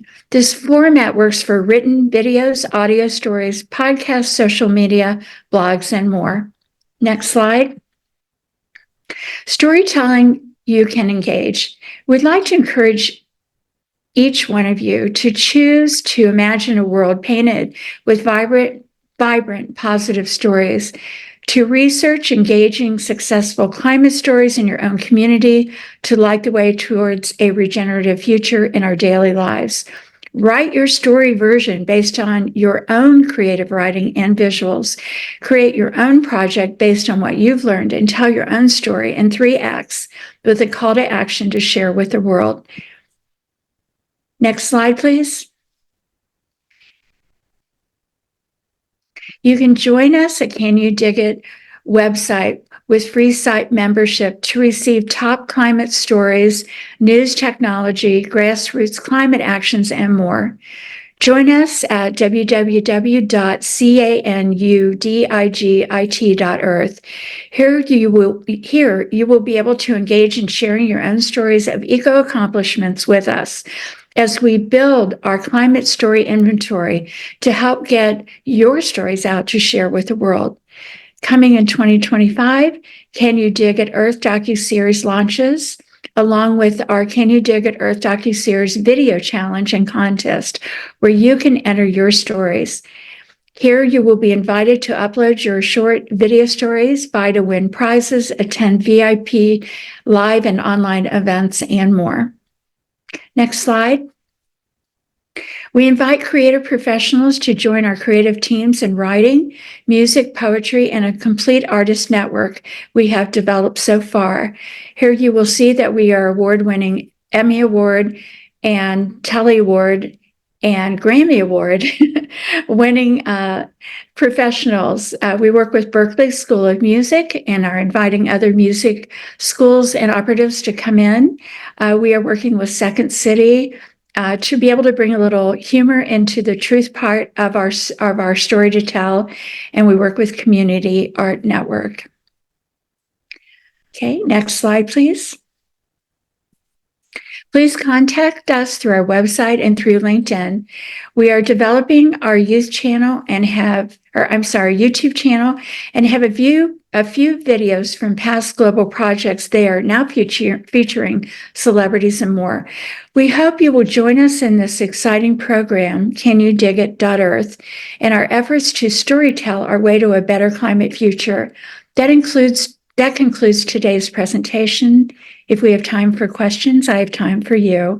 And I really want to thank you for allowing me to be part of this amazing project today. I'm sorry I've had no sleep for 24 hours, but I hope that everything was clear for you.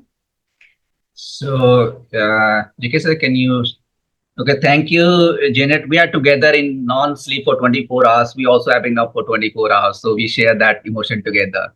So Thank you so much. It's a nice way of storytelling. I was just wondering what it is all about, and now I know better. Maybe I'll catch you up further in upcoming months to interact with my students a little more and tell them the fine arts of how they can convert stories from almost nothing. So we'll talk about it a little later on. Absolutely. I'm just asking any students who have any questions because it is a very interesting area. Anybody just put your hand up? You're too sleepy around this time because the students have been working also for 24 hours non-stop.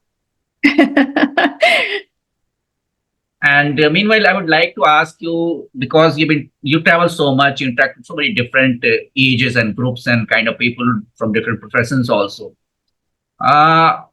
Any special moments of any particular interaction with anybody that you remember so well, which would have an impact on your mind?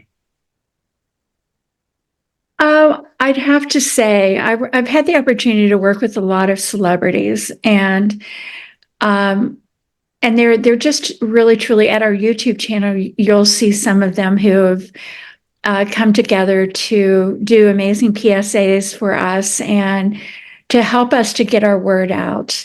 But for me personally, I would have to say Mother Teresa. I would have to say David Attenborough. My father, who's Cherokee Indian, Native American from the States, and my family. Oh, wow. And also Ash, and Dr. Ash from the pop movement, of course. Oh, of course. And at least one of the projects we are doing with David Attenborough's relative Richard Attenborough Forest Project in India. We have created this initiative into planting trees, 5,000 trees in Delhi NCR region. So at least we are connecting more than one ways. So Arna, you have a question for ma'am? She's a good storyteller herself. Can you unmute yourself?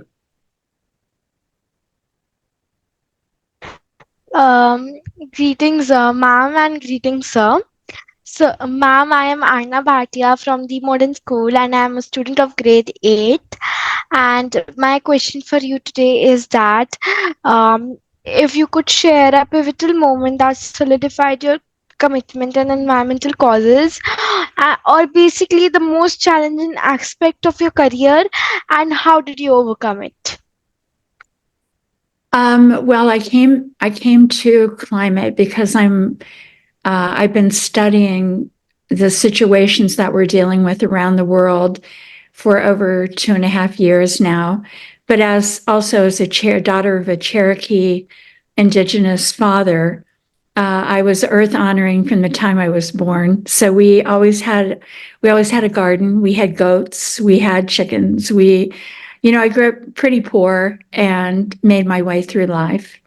But that's really where it comes from with me. It's really from my heart and the fact that I'm watching the earth get scary, and I want people not to be scared. I want them to understand that we do have a future on this planet if we all engage in positive projects, and storytelling and sharing best practices to me is the ultimate answer, at least for my organization. I think your second question was about obstacles. Obstacles, you mean professionally? Yes, ma'am. My second question was that if you could share with us the most challenging aspect of your career and how you were able to manage to overcome it. I would probably say that working on peace for 18 years before I started down this path was most challenging because of where I live. In America, peace, like climate on many levels, is a very divisive word. It's a word that doesn't create community. And so to overcome that, I decided that I really wanted to have fun with it. And I started creating a documentary that told the story of how young people were gaining such insights just by simply traveling for peace. And it began to change people's attitudes towards what that word means in America among our viewers and our followers. And I think with now what I'm facing with climate change, it's all around us. And we soon won't be able to deny it as much as we have in the past. And I'm hoping that America can lead like we've done on so many other levels. That's my prayer for us. Is there anything else I can answer for you? No, ma'am, nothing else. Thank you, ma'am. You're welcome. Thank you. That reminds me, Janet, kids are natural storytellers. And because they don't lack imagination, they have natural creativity. I remember the very funny incident in one of the conferences, and somehow we had a very small kid. Somehow he got into the screen and Zoom session where the parent, and she was like 5 or 6 years old, like a KG kid. And somebody asked her to ask a question, and obviously the small kid was all flabbergasted, so she did not know what else to ask. So she just asked, "How do you make a bread?" And it was a very innocent question from a little kid. But the entire conversation centered around that conversation. How do you make a bread in the first place? There's so many things that go into it. How the farmers make their fields ready for the crop, how the crop grows, how it is cultivated and brought to your home, and then ultimately get a piece of bread on your table, on your food platter. So every little thing that we get from nature has a huge story behind it. And I'm so grateful to you that you have, I think, created a few sparks here. I will be connecting you, sure enough, for honing this art of storytelling, combining elements together and using your creativity also to fight climate change and generate environmental awareness. So thank you, Janet, so much. If you can stay on, you can stay on a little longer. Meanwhile, I'll request you to, we have been playing on this video for a long time, but this is a theme song that we composed for this event. It is generated using a lot of artificial intelligence, and I hope you like it. So we have a bit of technical glitch, but I request the tech team to play track V1 if they can. Yes, we can. Which one? V1, our theme song for Janet. Sure. We try to create a little story here too. I should have, I didn't have time, unfortunately, but I should have included our theme song too next time. Send it across, we'll show it.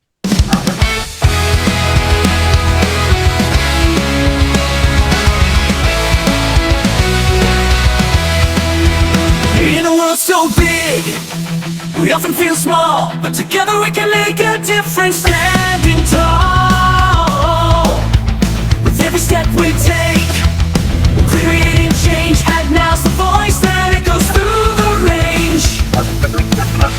Rise up, let's make a stand for the earth and all its wonders. Hand in hand with the future, we hold the key. Together we can save the world, you and me. Oh yeah! Through the power of knowledge, we're lighting minds, spreading the message, one student at a time. From mountains to oceans, we'll protect the land. With that now, united we'll make a stand.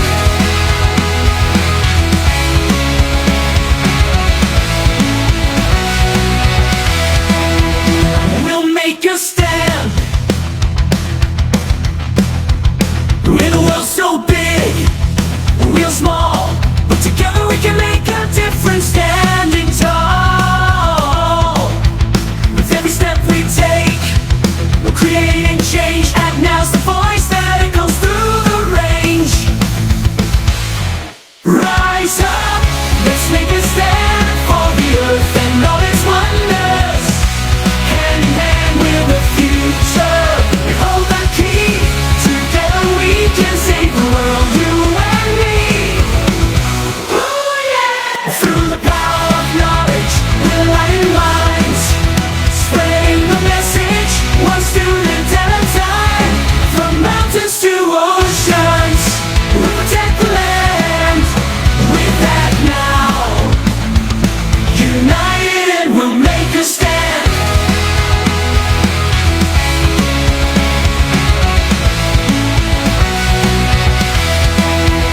We'll make a stand.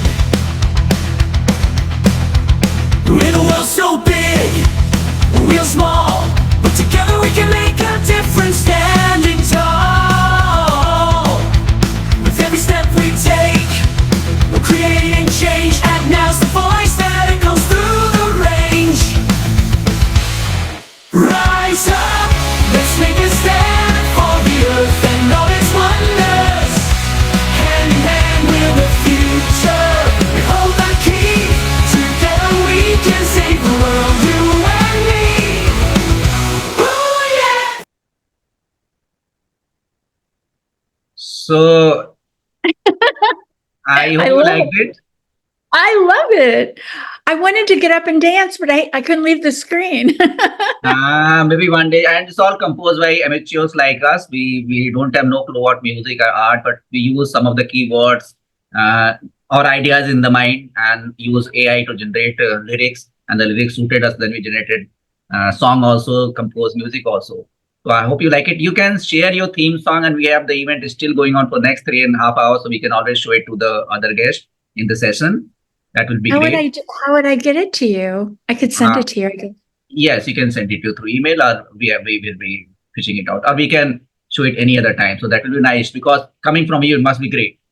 And our next guest is due Sal Montgomery, who is a BBC documentarian. He's a professional kayaker. He has been adventure expedition leader for all BBC documentaries, and she is a fantastic personality. Unfortunately, she has been traveling, and she just came back from a jungle adventure for 7 days with Bear Grylls and her mates. So she may not be able to join from London directly, but we will be sharing a little story from her in a video documentary form. And then we will share at least one story, which is the story of Earth and what Earth would have looked like 2 billion years ago. So I would request you to stay on. I know you need sleep, but if you can, stay on. No, I'll stay on. I'll stay on. It sounds amazing. I've enjoyed the videos that I've seen so far. So yes, by all means. And I have a great news also, because last evening we received the news that United Nations has listed our event on the UN Decade on Restoration Stories. So we have also made stories overnight, because this is the 5th year running for this 24-hour mega event, which goes non-stop, connecting almost 150 countries, over 50,000 participants and 500 speakers from all around the world, following different professions, but all aimed at generating climate sensitivity in very young students. Because as you say, Dr. Ruth Michelle said, it is their present. They are not future, they are the present. That's right. So I'll request our tech team to share this video from V29 Sal Montgomery Expeditions. It's a short video, and then follow with a longer video the story of Earth, how it looked like 2 billion years ago, V53. So can they play V29, please? And Janet, you can send that theme song across. I get it, I'll play it during the live session anytime before we conclude 12 o'clock today. Okay, and you'd rather I send it through email or through WhatsApp? WhatsApp, you'll have to attach as a document. I don't know how big the file is. Okay. So I try don't to either. WhatsApp as a document, otherwise I'll give an email. I'll in touch through WhatsApp. Okay, let me try to do it. First I have to open my email. Okay. So tech team, please play V29.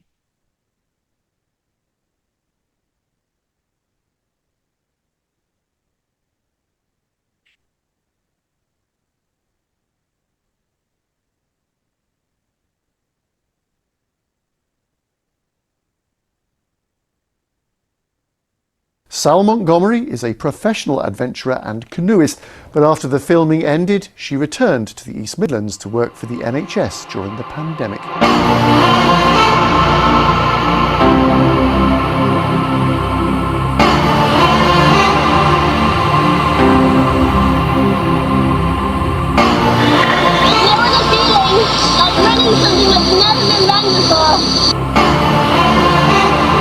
But making sure that we're giving something back to the outdoors that we love.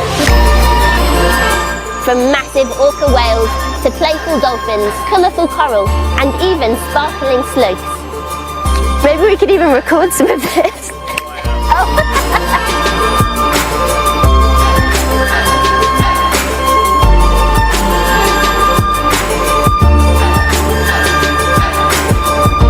Accidental ingestion of ocean plastics and of course pollution. But there are many things we can do to help.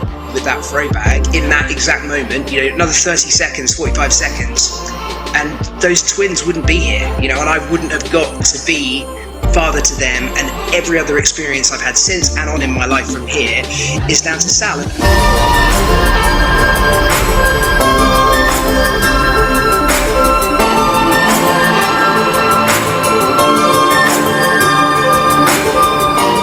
Threat to sunfish is when they mistake ocean plastics, such as carrier bags, for their favourite food, jellyfish.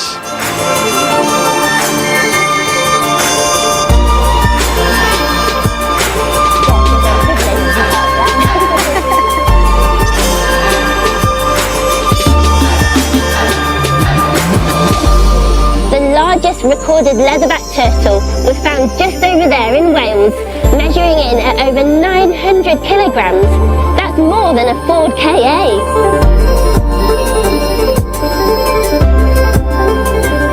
Rock pooling is a great activity that's become hugely popular here in the UK. No matter your age, you can take great enjoyment discovering what creatures lurk in the depths of these rocky pools.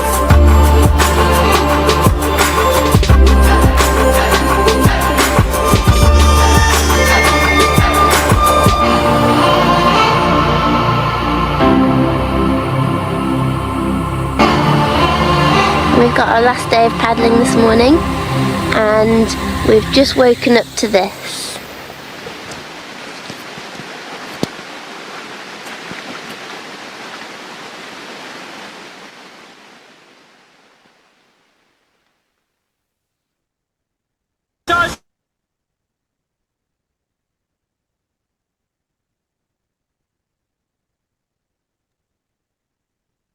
So, JK sir, now we will be heading into the conclusion of this 7th session and heading into the final session for this 24-hour event. Can I request you to play this little story, What Would the Earth Have Been Like Without Life?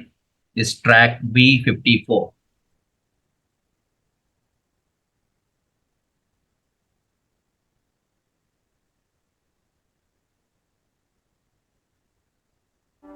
On Valentine's Day, 1990, a camera shutter clicks. Every photograph is unique, but the image captured at this particular moment is unlike anything that's been seen before, or will be seen again for many years to come. It is of the Earth, from 6 billion kilometers away. the last glimpse of home for the Voyager 1 space probe, venturing into the darkness, never to return. Voyager 1 has been on a grand tour of the outer solar system. Since its launch in 1977, it's flown past and photographed Jupiter and Saturn before heading out into interstellar space. But before it leaves, its onboard cameras capture a family portrait of 6 planets, including the Earth. It beams back the images encoded in radio signals. Traveling at the speed of light, the signals take 5.5 hours to reach us. It's the last photo the probe takes before its cameras power down forever. This photo of the Earth is not what you might expect. Diagrams of the solar system rarely show the planets and their relative distances to scale. In Voyager 1's image, made up of 640,000 pixels, our planet takes up less than 1. In this picture, Earth is nothing more than a pale blue dot. This fraction of a pixel contains every living thing that we know of, from bacteria to blue whales. It contains endless marching forests and grassy savanna. It contains more than 5 billion people and their sprawling cities on almost every continent. But from this far away, all of this life is invisible. Earth is a pale blue dot, a blur of deep blue oceans and white clouds. From this far away, our home appears as empty as the barren planets in our solar system family. But is this really true? Is the evidence for life on our planet so easily masked by mere distance? Would our home pixel really look the same if life had never come about in the first place?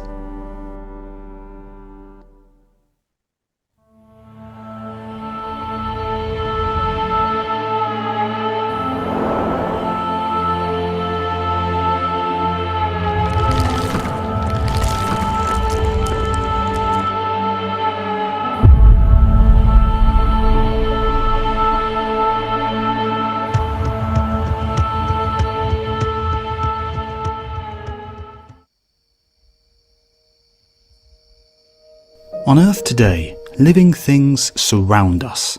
They're in the rocks, in the air, in the oceans. The planet is teeming with life. But as far as we have yet discovered, this is a rarity in the cosmos. Is life really so unlikely? In 1953, German-born physician Hubertus Strughold was contemplating the medical challenges of space exploration when he coined the term ecosphere. The ecosphere is a habitable zone around a star in which conditions are sufficiently temperate for life to thrive. By venturing away from the ecosphere, astronauts would find it incredibly hard to survive. By definition, Earth sits within the ecosphere, or habitable zone around our star.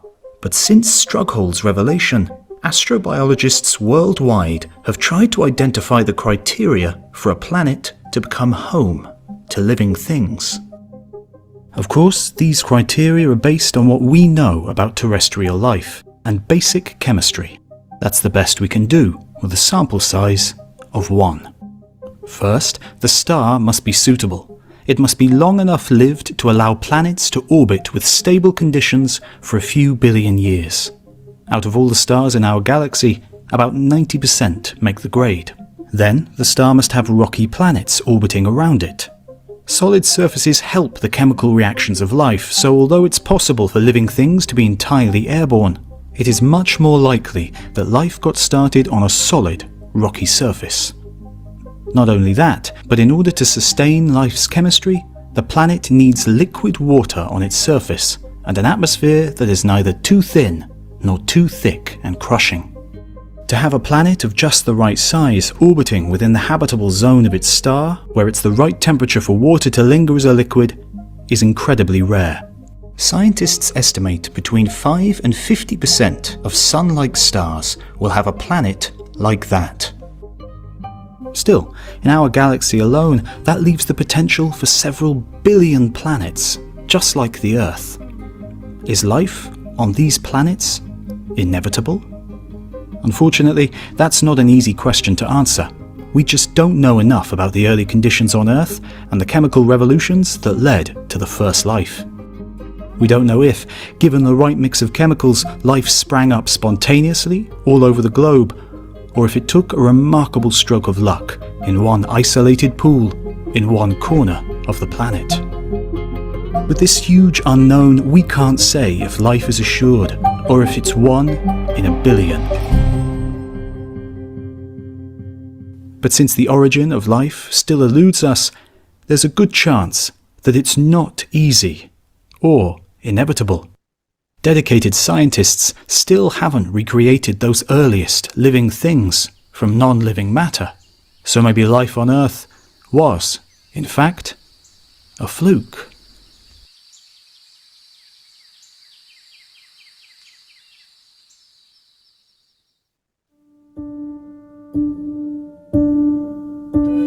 If life on Earth came about because of a lucky roll of the chemical dice, then it's much more likely that it never started at all. How then would the planet have evolved over 4 billion years without life? How different would it look today? No people, no cities, no birds in the sky, no fish in the sea, no crawling insects. No plants, no trees, no grassy savanna, no mossy rocks, no seaweed on the shore. Far from a world daubed liberally with green, we'd be faced with a hard, harsh landscape of grey rocks and dark blue oceans. But the absence of life goes much deeper than what we see on the surface. In fact, some argue that there's nothing at all on our planet that hasn't been affected by living things. The surface itself is sculpted by life. Plants, from the most basic lichens to the biggest trees, are rooted to the land surface and modify it in turn. Root systems probe into the finest cracks, take hold and tear solid stone into shattered debris. Water penetrates the surface of this new rubble, dissolving minerals which the plants absorb.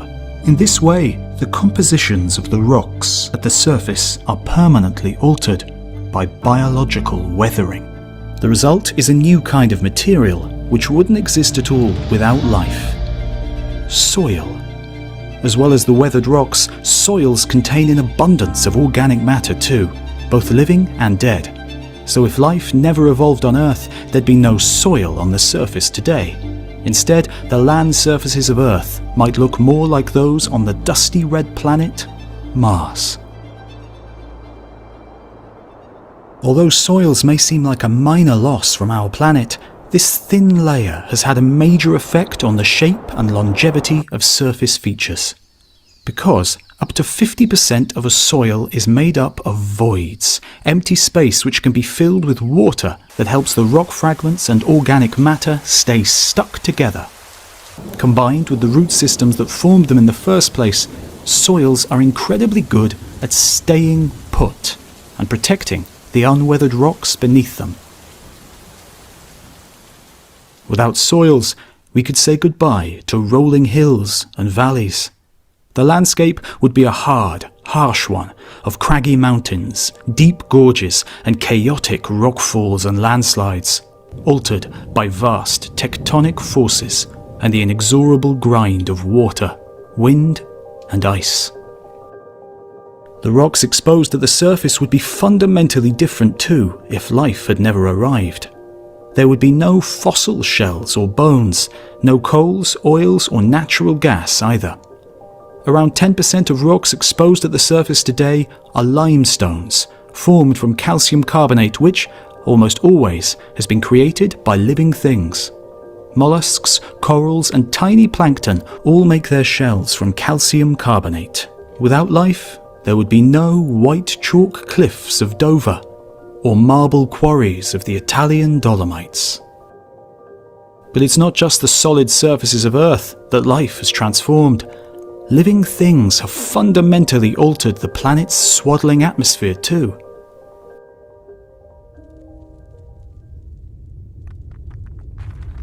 Before any life arrived on the early Earth, the atmosphere was a concoction brewed in the belly of a volcano. Carbon dioxide, water vapour and methane all spewed from the hellish molten landscape of the Hadean. But life, and especially green life, changed all of that. Photosynthesis, which transforms water and carbon dioxide into sugar and oxygen using light as an energy source, was a revolution for the Earth's atmosphere. This new chemical pathway was seized with fervour by living things about 2.5 billion years ago. The carbon dioxide that was so abundant in the early atmosphere was a bottomless feast for the first green organisms. They absorbed it and excreted oxygen in its place. And then they absorbed some more to build their shells, creating limestone rock.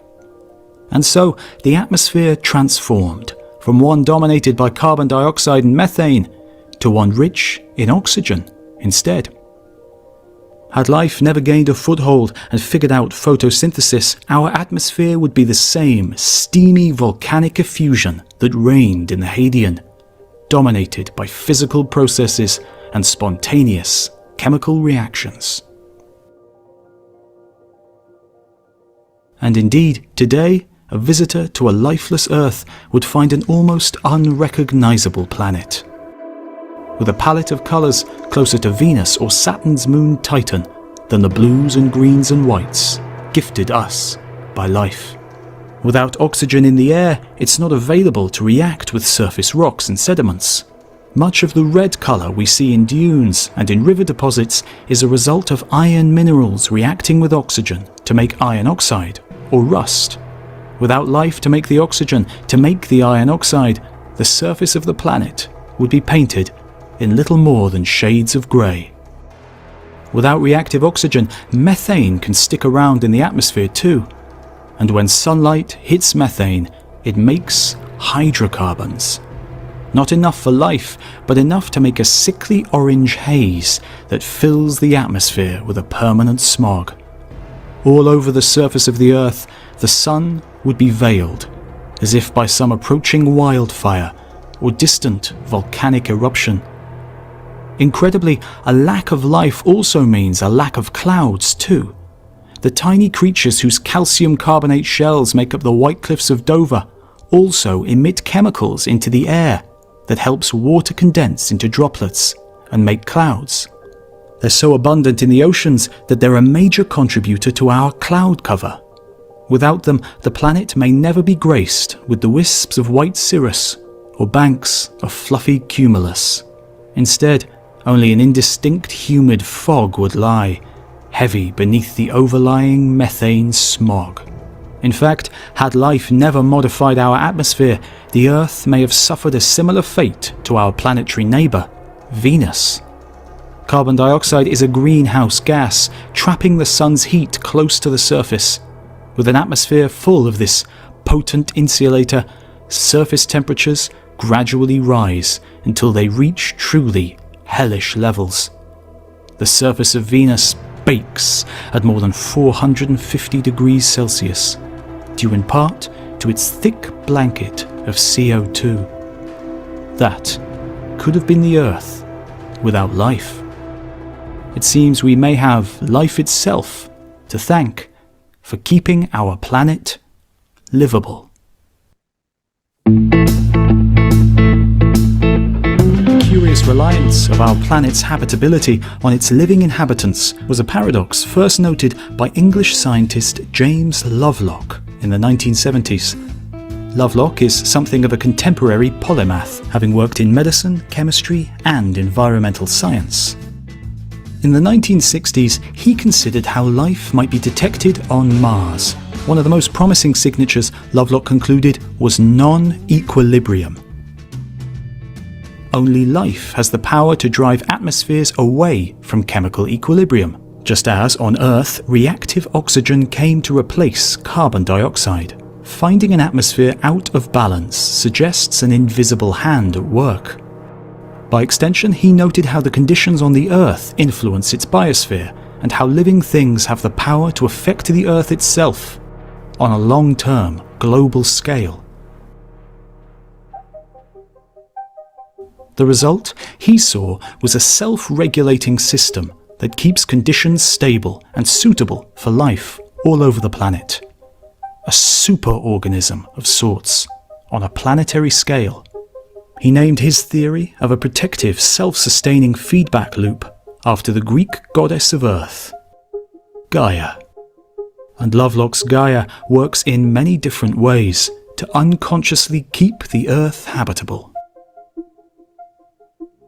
To demonstrate the power of a self-preserving planetary superorganism, Lovelock and others conceived of a computer simulation of a theoretical planet, which is home to two populations of daisies. Black daisies and white daisies.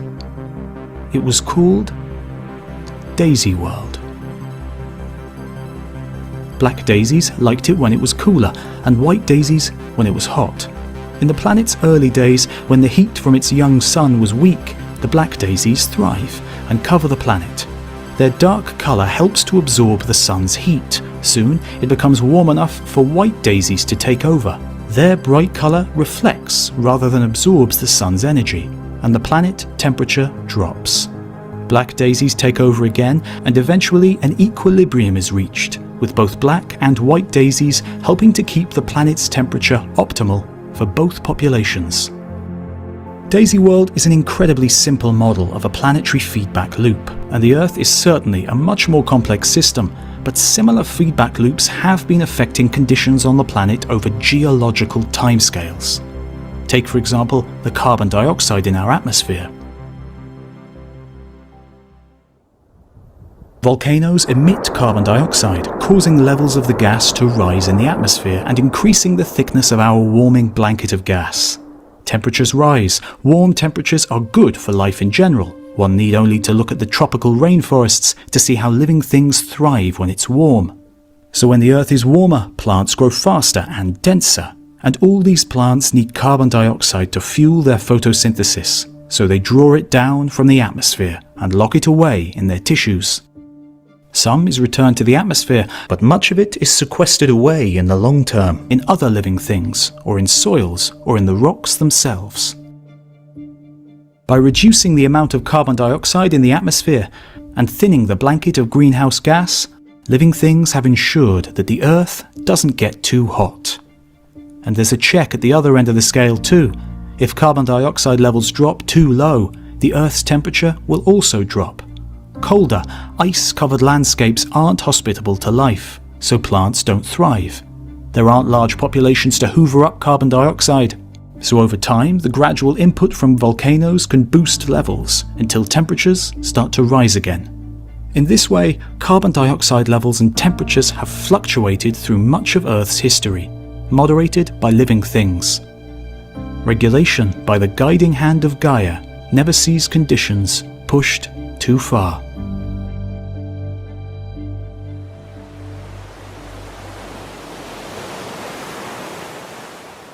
And Gaia's mechanisms don't just see temperatures maintained.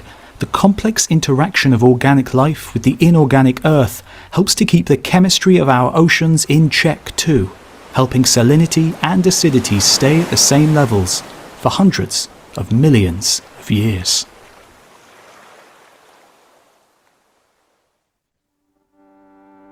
Gaia's guiding hand has no consciousness behind it. It is but a fortunate consequence of our life's colonization of Earth. It's this link that has kept Earth habitable and inhabited for billions of years. An ecosystem that doesn't promote the conditions of its own survival is not destined to last long.